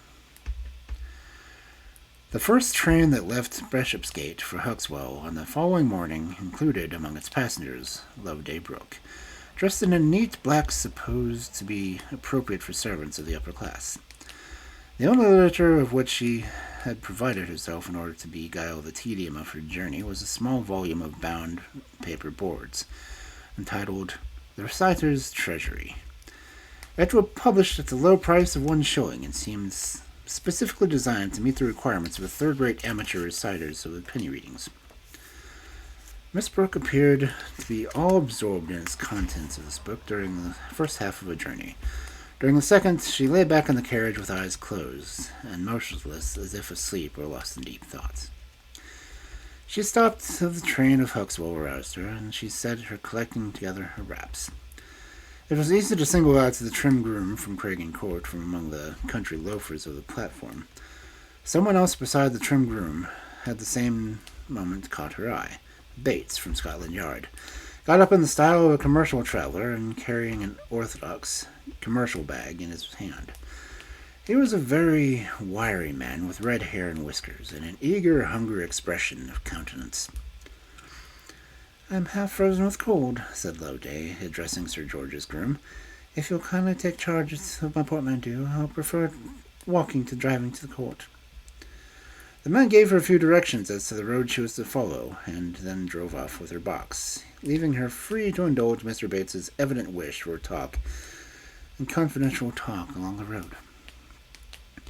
Bates seemed to be in a happy frame of mind that morning. Quite a simple affair, this, Miss Brooke, he said.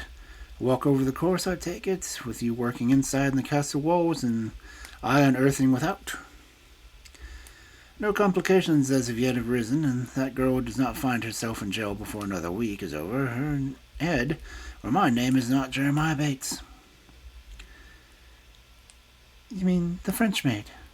Why, yes, of course. I take it there's little doubt that what she performed the double duty of unlocking the safe and the window, too. You see, I look at it this way, Miss Brooke. All girls have lovers. I say to myself, but a pretty girl like the French maid is bound to have double the number of lovers than the plain ones. Now, of course, the greater number of lovers, the greater the chance there is of a criminal being found among them. That's plain as a pikestaff, isn't it? Just as plain. Bates felt encouraged to proceed. Well, then, arguing on the same lines, I say to myself, this girl is only a pretty, silly thing, and not an accomplished criminal, or she wouldn't have admitted leaving the safe door open.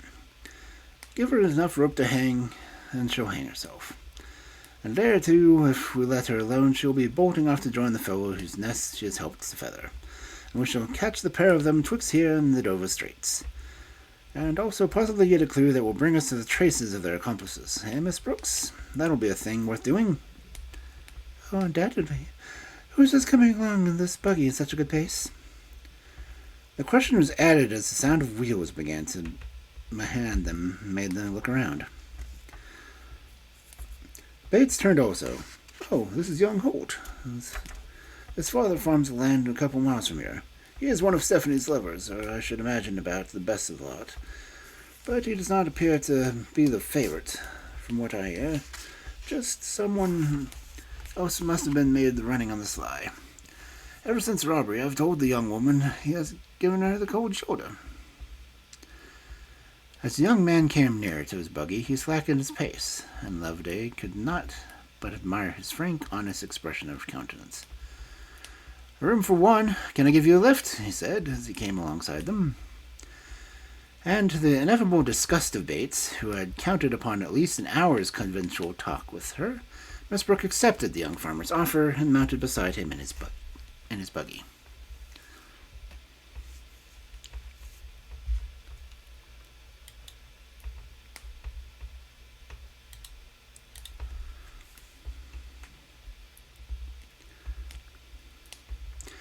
As they went swiftly along the country road, Loveday explained to the young man that her destination was Cragen Court, and that she was a stranger to the place, and she must trust him to put her down at the nearest point to it that he would pass. At the mention of Cragen Pace, his face clouded. "They're in trouble there, and the trouble has brought trouble on others," he said a little bitterly. "I know," said Loveday sympathetically. "It is often so. In such circumstances, little suspicion frequently fastens to an entirely innocent person." That's it, he cried excitedly. "If you go into that house, you'll hear all sorts of wicked things said of her, and see everything setting and dead against her. But she's innocent. I swear to you that she's as innocent as you or I are."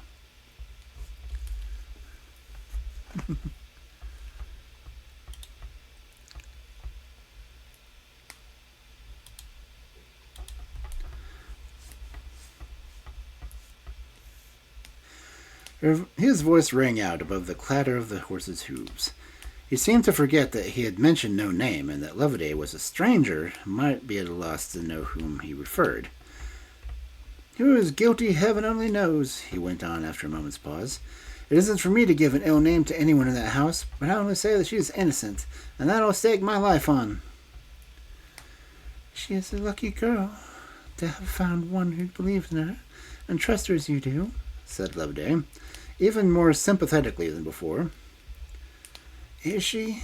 I wish she'd taken advantage of her luck, then," he answered bitterly. "Most girls in her position would be glad to have a man stand through them through thick and thin, but not she. Ever since that night of that accursed robbery, she refused to see me, won't answer my letters, won't even send me a message. And great heavens, I'd marry her tomorrow if I had the chance and dared the world to say a word against her." He whipped up his pony. The hedges seemed to fly on either side of them, and before Loveday realized that half of her drive was over, he had drawn rein, and was helping her to alight at the servants' entrance to Cragen Court. "You'll tell her what I said, won't you, if you get in the company? And beg her to see me, if only for 5 minutes?" he petitioned before he remounted his buggy. And Loveday, as she thanked the young man for his kind attention, promised to make an opportunity to give his message to the girl.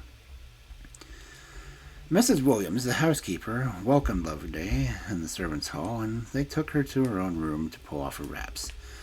Mrs. Williams was the widow of a London tradesman, and a little beyond the average housekeeper in speech and manner. She was a genial, pleasant woman, and readily entered into conversation with Loveday. Tea was brought in, and each seemed to feel at home with the other.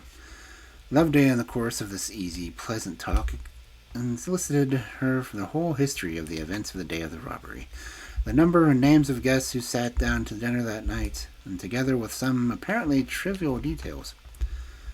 The housekeeper made no attempts to describe the painful position in which she and every one of the servants of the house had found themselves to be at the present moment. "We're none of us at our ease with each other right now," she said, as she poured out hot tea for Loveday, and piled up the blazing fire. "Everyone fancies that everyone else is suspecting him or her, trying to rake up past words or deeds to bring in as evidence. The whole house seems under a cloud, and at this time of year, too, just when everything was at its merriest." And here she gave a doleful glance at a big bunch of holly and mistletoe hanging from the ceiling. I suppose you're generally very merry downstairs at Christmas time," said Loveday. "Servants' balls, theatricals, all that sort of thing." "I should think we were. When I think of this time last year and all the fun we had, I scarcely believe it was the same house. Our ball always follows my lady's ball, and we have permission to ask our friends to it, and we keep it up as late as we please. We begin our evening with a concert and recitations in character, and then we have supper, and then we dance right on till morning. But this year," she broke off, giving a long, melancholy shake of her head, and that spoke volumes. "I suppose," said Loveday, "some of your friends are very clever as musicians or reciters?" "Very clever indeed. Sir George and my lady are always present during the early part of the evening, and I should like to have you see Sir George laughing fit to kill himself at Harry Emmett dressed as a prison dress, with a bit of oakum in his hand, reciting 'Noble Convict.' Sir George said if the young man had gone on stage, he would have been bound to make his fortune.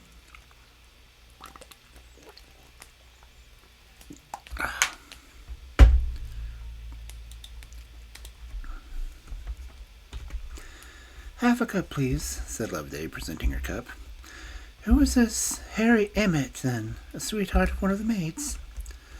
Oh, he would flirt with all of them, but his sweetheart to none. He was a footman to Colonel James, who was a great friend of Sir George's, and Harry was constantly backwards and forwards bringing messages to him. His master, his father, I think, drove a cab in London, and Harry for a time did also. Then he took it into his head to be a gentleman's servant, and great satisfaction he gave as such. He was always such a bright, handsome young fellow, and so full of fun that everyone liked him. But I shall tire with all about this, and you, of course, want to talk about something so different. The housekeeper sighed again, and she thought of a dreadful robbery entered her brain once more.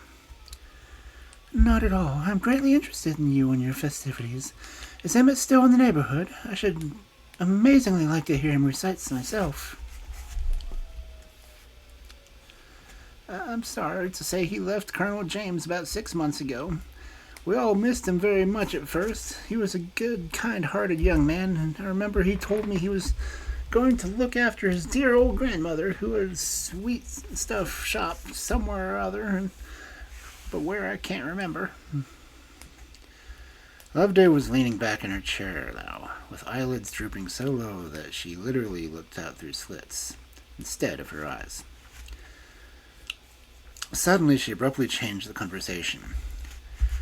When will it be convenient for me to see Lady Catherine's dressing room? She asked. The housekeeper looked at her watch. Now at once, she answered. It's 4:45 now, and my lady sometimes goes up to her room to rest for half an hour before she dresses for dinner. Is Stephanie still in attendance on Lady Catherine? Miss Brooke asked as she followed the housekeeper up the back stairs to the bedroom floor. Yes, Sir George and my lady have been goodness itself through this trying time. They say we are all innocent till we are proved guilty, and we'll have it that none of our duties are to be in any way altered. Stephanie is scarcely fit to perform hers, I should imagine. Scarcely. She was in hysterics nearly morning till night for the first 2 or 3 days after the detectives came. But she has now grown sullen, eats nothing, and never speaks a word to anyone except when asked. This is the ladies' dressing room. Walk in, please. Loveday entered a large, luxuriously finished room, and naturally made her way straight to the chief point of attraction in it, the iron safe fitted into the wall with a separate drawing room from the bedroom. It was a safe of the ordinary description, fitting with a strong iron door and a chub lock. And across this door was written in chalk in characters that seemed defiant in their size and boldness the words, "To be let, unfurnished."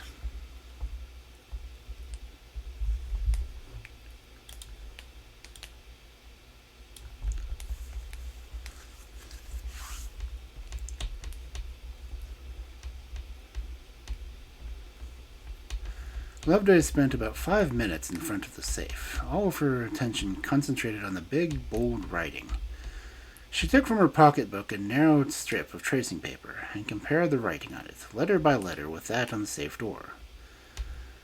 This done, she turned to Miss Williams and professed herself ready to follow her to the room below. Mrs. Williams looked surprised. Her opinion of Miss Brooke's professional capabilities suffered considerable diminution. "The gentlemen detectives," said she, "spent over an hour in this room. They paced the floor, they measured the candles, they—" "Mrs. Williams," interrupted Loveday, "I'm quite ready to look at the room below." Her manner had changed from gossiping friendliness to that of the business woman, hard at work in her profession. Without another word, Mrs. Williams led the way to the little room which had proved itself to be the weak point of the house. They entered it by the door which opened into the passage leading to the back stair of the house. Loveday found the room exactly where it had been described to her by Mr. Dyer. It needed no second glance at the window to see with ease with which one could open it from the outside and swing itself into the room, when the brass catch had been unfastened. Loveday wasted no time here. In fact, much to Miss Williams' surprise and disappointment, she merely walked across the room and at the one door and out at the opposite one, which opened into the large inner hall of the house. Here, however, she paused to ask a question. "Is that chair always placed exactly in that position?" she said, pointing to an oak chair that stood immediately outside the room which they had quitted. The housekeeper answered in the affirmative. It was a warm corner. "My lady was particular that everyone who came to the house on the messages should have a comfortable place to wait in. I shall be glad if you will show me my room now," said Lovelady a little abruptly. "And will you kindly send up a country trade directory, if there is such a thing in this house?" Mrs. Williams, with an air of offended dignity, led the way to the bedroom quarters once more. The worthy housekeeper felt as if her own dignity had, in some sort, been injured by the want of interest of Miss Brooke had evinced in the rooms which, at the present moment, she considered to show-rooms of the house.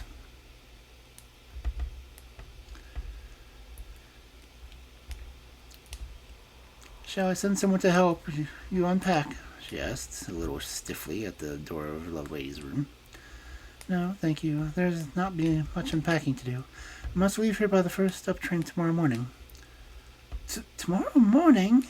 Why, I haven't told you everything there is at least for a fortnight." Then you must explain that I have been suddenly summoned home by a telegram. I'm sure I can trust you to make excuses for me. Do not, however, make them before supper time. I shall like to sit down to that meal with you. I suppose I shall see Stephanie then?"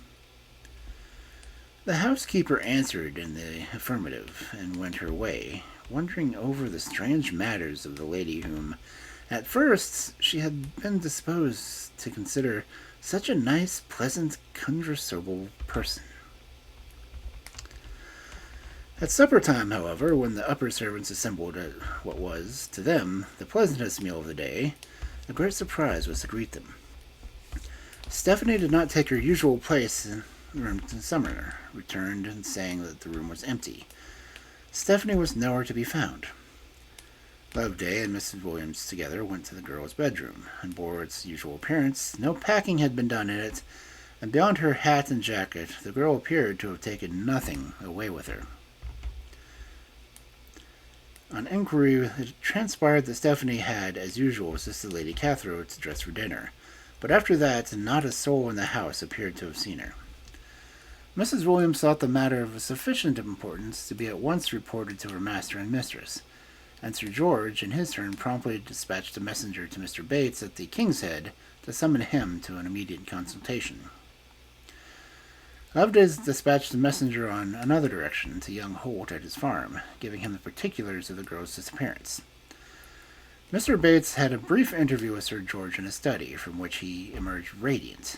He made a point of seeing Loveday before he left to the court, sending a special request to her that she would speak to him for a moment on the outside drive. Loveday put on her hat and went out to him. She found him almost dancing from glee. I told you so, now didn't I, Miss Brooke?"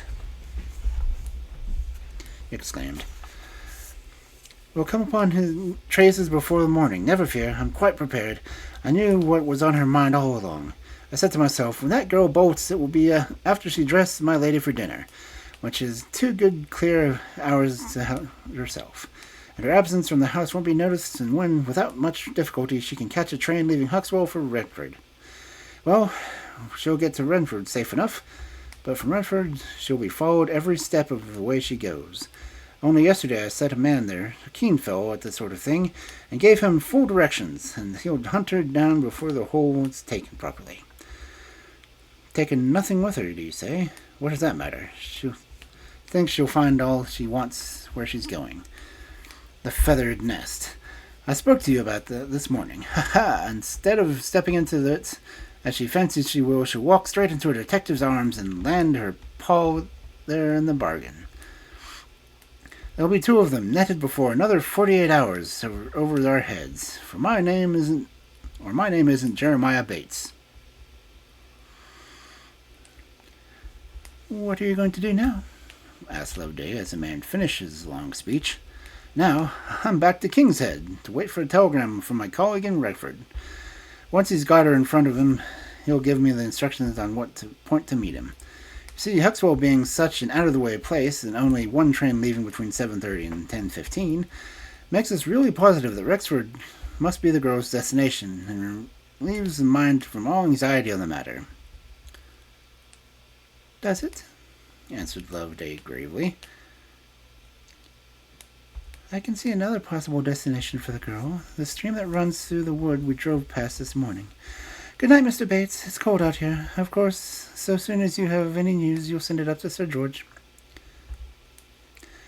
The household sat up late that night, but no news was received from Stephanie from any quarter.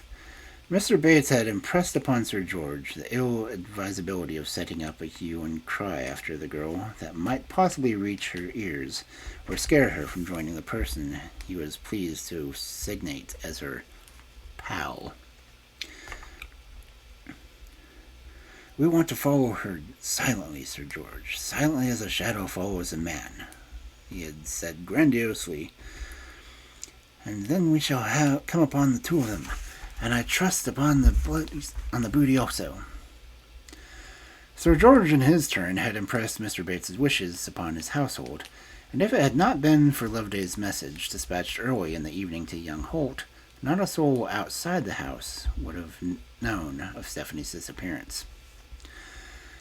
Loveday was stirring early the next morning. At 8 o'clock, the train for Redford numbered her among its passengers. Before starting, she dispatched a telegram to her chief in Lynch Court. It read rather oddly as follows. Cracker fired.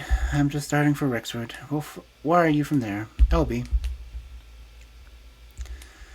Oddly, might read. Mr. Dyer did not need to refer to a cipher book to interpret. Cracker fired was the easily remembered equivalent of clue found in the detective phraseology of the office. Well, she had been quick enough about it this time, he soliloquized as he speculated in his own mind over what the purport of the next telegram might be. Half an hour later, there came to him a constable from Scotland Yard to tell him that Stephanie's disappearance had conjectures that were rife on the matter, and then, not unnaturally, read Loveday's telegram by the light of his information, and concluded that the clue in her hands related to the discovery of Stephanie's whereabouts as well as to that of her guilt. The telegram received a little later on, however, was to turn this theory upside down.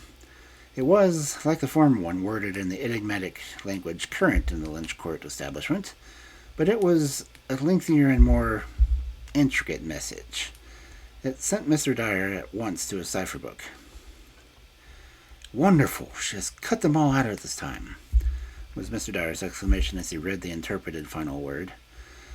In another 10 minutes he had given over his office to the charge of his head clerk for the day and was rattling along the streets in his hansom in the direction of Bishopsgate Station.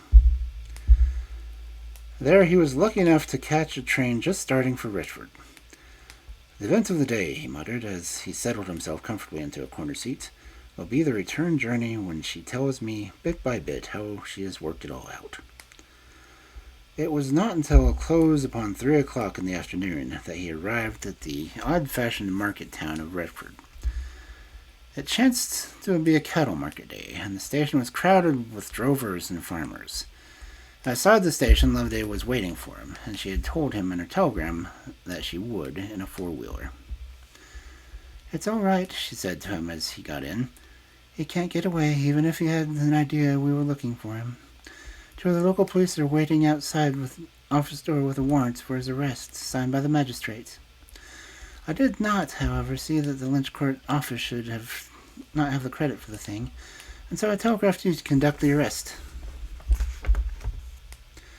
They drove to the high street and to the outskirts of the town, where the shops became intermixed with private houses let out in offices. The cab pulled up outside of one of these, and two policemen in plain clothes came forward and touched their hats to Mr. Dyer.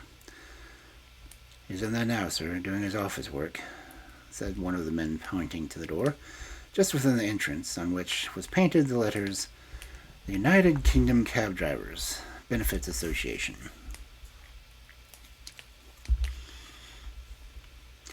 I hear, however, that this is the last time he'll be found there, as a week ago he gave notice to leave. As the man finished speaking, a man evidently of the cab driving fraternity came up to the steps. He stared curiously at the little group.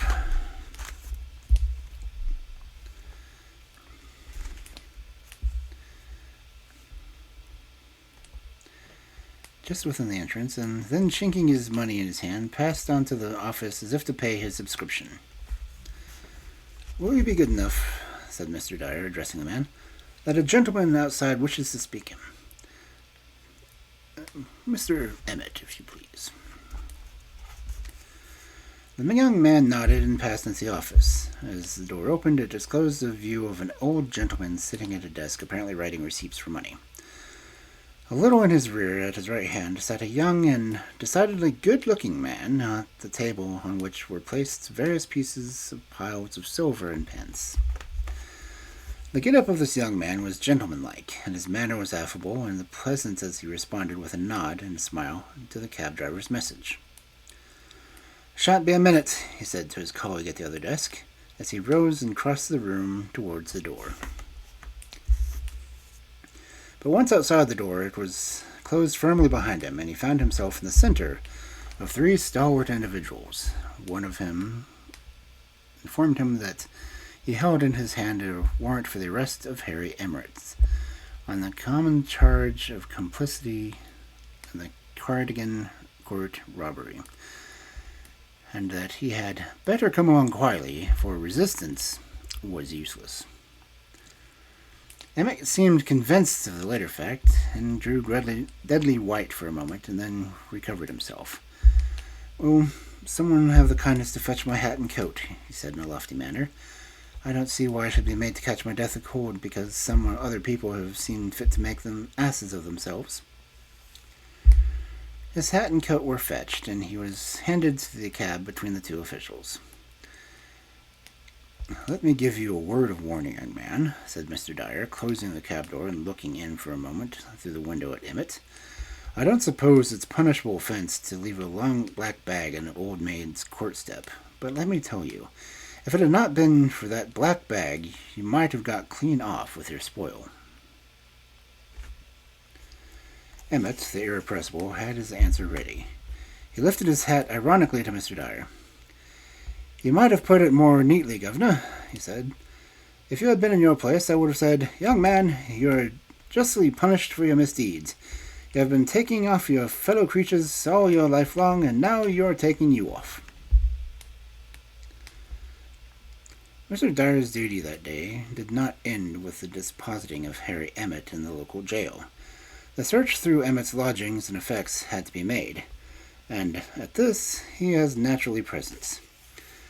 About a third of the lost jewelry was found there, and from this it was consequently concluded that his accomplices in the crime had considered that he had borne a third of the risk and of the dangers of it. Letters and various memoranda discovered in the room eventually led to the detection of those accomplices, and although Lady Cathro was doomed to lose her greater part of her valuable property, she had ultimately the satisfaction of knowing that each one of the thieves received a sentence proportionate to his crime.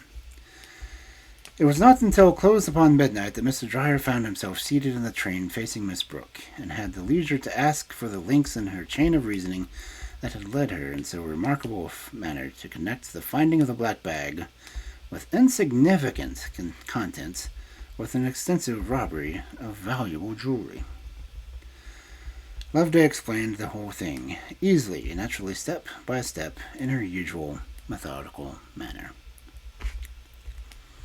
"I read," she said, "as I dare to say a great many people others did, the account of two things on the same paper on the same day, and I detected, as I dare say many a great other people did not, a sense of fun in the principal actor of each incident. I notice while all the people are agreed to the variety of motives that instigate the crime, very few allow sufficient margin for variety of character in the criminal. We are apt to imagine that he stalks about the world in a bundle of deadly motives under his arm. I cannot picture him at his work with a twinkle in his eye and a keen sense of fun, such as honest folk have sometimes when at work or in their culling. Here Mr. Dyer gave a little grunt. It might have been either sense or dissent. Loveday went on. Of course, the ludicrousness of the detection of the letter found in the bag would be apparent to the most casual reader. To me, the high-falutin sentences sounded, in addition, strangely familiar. I had heard or read them somewhere else, I felt for sure, and though I could not remember where at the first remember. They rang in my ears, and it was altogether out of the idle curiosity that I went to Scotland Yard to see the bag and its contents, and to copy, with a slip of tracing paper, a line or two of the letter. When I found that handwriting of this letter was identical to that of the translations found in the bag, I was confirmed that my impression that the owner of the bag was not a writer of the letter, and that possibly the bag and its contents had been appropriated to some railway station for some distinct purpose, and that, purpose accomplished, the appropriator no longer wished to be burdened with it and disposed of it in the readiest fashion that suggested itself. The letter, it seemed to me, had been begun with the intention of throwing the police off the scent, but the irrepressible spirit of fun that had induced the writer to deposit his clerical adjuncts upon an old-maid store-step had proved too strong for him, and had carried him away, and the letter that was intended to be pathetic ended up being comic. Very ingenious so far, murmured Mr. Dyer. I've no doubts when the contents of the bag are widely made known through advertisements, a claimant will come forward, and your theory will be correct. When I returned from Scotland Yard, Loveday continued, I found your note asking me to go around to see the respecting of the big jewelry robbery. Before I did so, I thought it would best be read once more the paper account of the case, so that I might be well up on its details. When I came to the words that the thief had written across the door of the safe, "To be let unfurnished," they at once connected themselves in my mind to the dying kiss to my motionless mother, and the solemn warning against the racecourse and the bookmaker and the black bag letter writer. Then, all in a fashion, the whole thing became clear to me. Some 2 or 3 years back, my professional duties necessitated my frequent attendance at certain low-class penny readings given in the South London slums. At these penny readings, young shop assistants and others of the class, glad of an opportunity to exhibit their accomplishments, declaim with great fervor, and as a rule select pieces which their very mixed audience might suppose to be appreciate. During my attendance at the meetings, it seemed to me that one book was selected in readings was of great favor among the reciters, and I took my trouble to buy it. Here it is. The Loveday took out her cloak pocket the reciter's treasury, and handed it to her companion. "Now," she said, "if you will run your eye down the index column, you will find the titles of those pieces to which I wish to draw your attention. The first is The Suicide's Farewell, the second, The Noble Convict, and the third, To Let, Unfinished." "By Jove, so it is!" ejaculated Mr. Dyer. "In the first of all these pieces, The Suicide's Farewell, occur to the expressions which the black bag letter begins. The fatal day has arrived, etc., and the warnings against gambling and the allusions to a poor lifeless body. In the second, The Noble Convict, occur allusions to the aristocratic relationships of a dying kiss of a motionless mother. The third piece, To Let, Unfurnished, is a foolish little poem enough, although I dare to say it raised often laugh a not too discriminating audience. Tell how a bachelor, calling at a house to inquire after rooms to be let unfurnished, falls in love with the daughter of the house and offers her his heart, which he says is to be let unfurnished. She declines his offer and retorts to thinking that his head must be unfurnished too. With these 3 pieces before me, it was not difficult to see the thread connection between the writer of the black bag letter and the thief who wrote across the empty safe in Craigen Court. Following this thread, I unearthed the story of Harry Emmert, footman, reciter, general lover, and scamp. Subsequently, I compared the writing in my tracings paper with that of the safe door, and allowed for the difference between the bit of chalk and a steel nib, and came to the conclusion that there could be but little doubt but that they were both written by the same hand. Before that, however, I had obtained another, and what I consider the most important link in my evidence chain, how Emmert brought his clerical dress into use. "Ah, how did you find out about that now?" asked Mr. Dyer, leaning forward on his elbows and his knees. "In the course of conversation with Miss Williamson, whom I found the most communicative person, I elicited the names of guests who had sat down to dinner at Christmas Eve. They were all people of undoubted respectability in the neighborhood. Just before dinner was announced, a young man, she said a young clergyman, presented himself at the front door, and asking to speak with the rector of the parish. The rector, it seems, always dines with Craig and Court on Christmas Eve. The young clergyman's story was that of the man who had told a certain clergyman, whose name he had mentioned, that the curate was wanted in the parish, and he travelled down from London to offer his services. He had been, he said, to the rectory and had told the servants where the rector was dining, and fearing to lose a chance at curacy, he followed him to the court. Now the rector had been waiting to curate and had filled the vacancy for a previous week. He was a little inclined to be irate at the interruption of the evening's festivities, and told the young man that he didn't want to curate. When, however, he saw how disappointed the young fellow looked, I believe he began to shed a tear, and the heart softened. He told him to sit down in the rest of the hall before they attempted to walk back to the station, at which he said he would ask Sir George to send him out a glass of wine. The young man sat down in a chair immediately outside the room by which the thieves entered.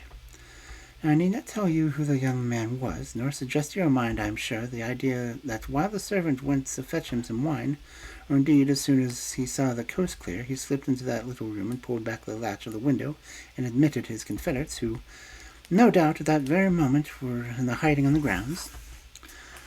The housekeeper did not know whether his meek young curate had a black bag with him. Personally, I have no doubt of that fact, not as it contained in cap, cuffs, collar, and outer garments of Harry Emmett. The outer which were most likely redomed before he returned to the lodgings of Rithred, where I should say he repacked the bag to its clerical contents and wrote his serio-comic letter. This bag, I suppose, he must have deposited in the very early morning before anyone was stirring on the doorstep of the house of Easterbrook Road. Mr. Dyer drew a long breath. In his heart it was unmitigated admiration of his colleague's skill, which seemed to him to fall a little short of inspiration. By and by, no doubt, he would sing her praises to the first person who came along with a hearty goodwill. Had he not, however, the slightest intention of so singing them in her own ears, excessive praise was apt to have a bad effect on the rising practitioner. So he contented himself with saying, "Yes, very satisfactory. Now tell me how you hunted the fellow down to his diggings." "Oh, that was mere ABC work," answered Loveday. "Mrs. Williams told me that he had left his place at Colonel James's about 6 months previously, and had told her he was going back to look after his old grandmother, who kept a sweet stuff shop, but where she could not remember.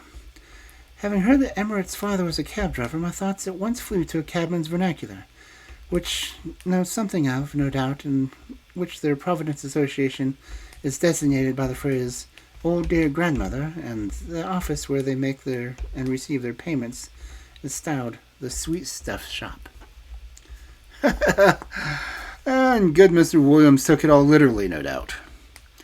"She did, and thought what a dear, kind-hearted fellow the young man was.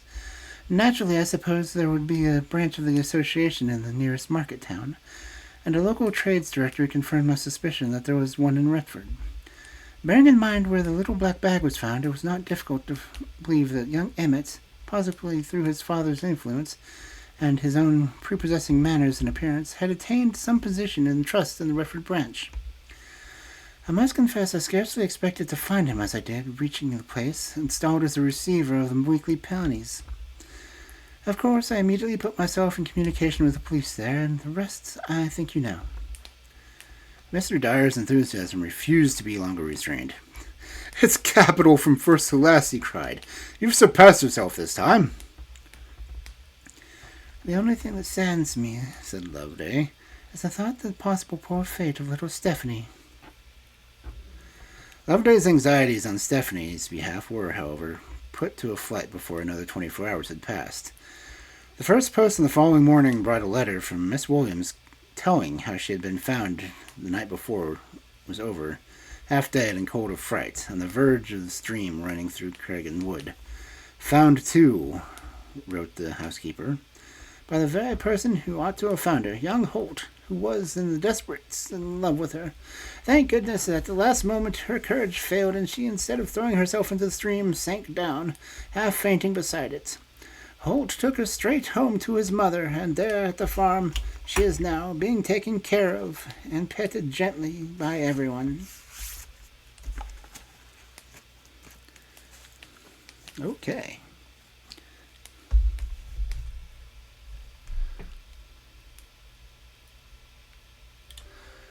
That was cool. Ouch. That one, however, did not have breaks in the story. But this is going to be an interesting book. I will definitely have to get full collection on those going. So, what did everyone else think? Good stories? Excuse me.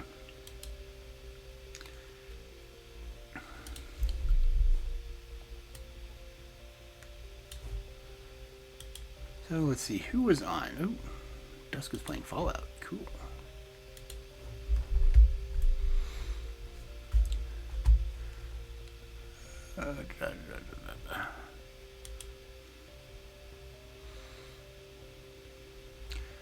Definitely gonna have to enjoy this one some more. I'm glad you recommended it, Matsu. So let's see. Go ahead and get the red messages up. This is playing Fallout 4. I gotta go watch that. I liked Fallout 4. Another game I never finished, but still.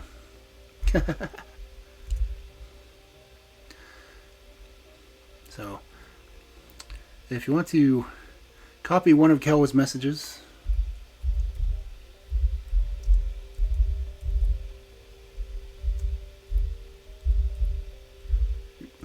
and if I can spell dusk, we will go Red Dusk and go watch her wander around the wastelands. Again, thank you everyone for coming in. Don't know how much got cut off by commercials, but I try not to do that too much. And I will see you over there.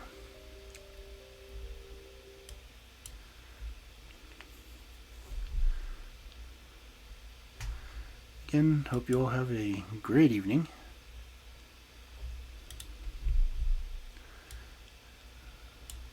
And I will... Thank you, Oni.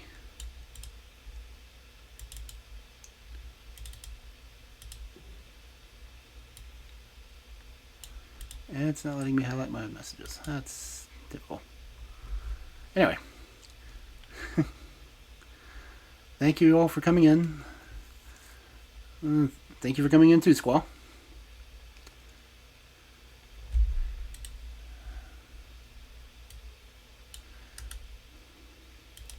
See you over in Dusks. Night.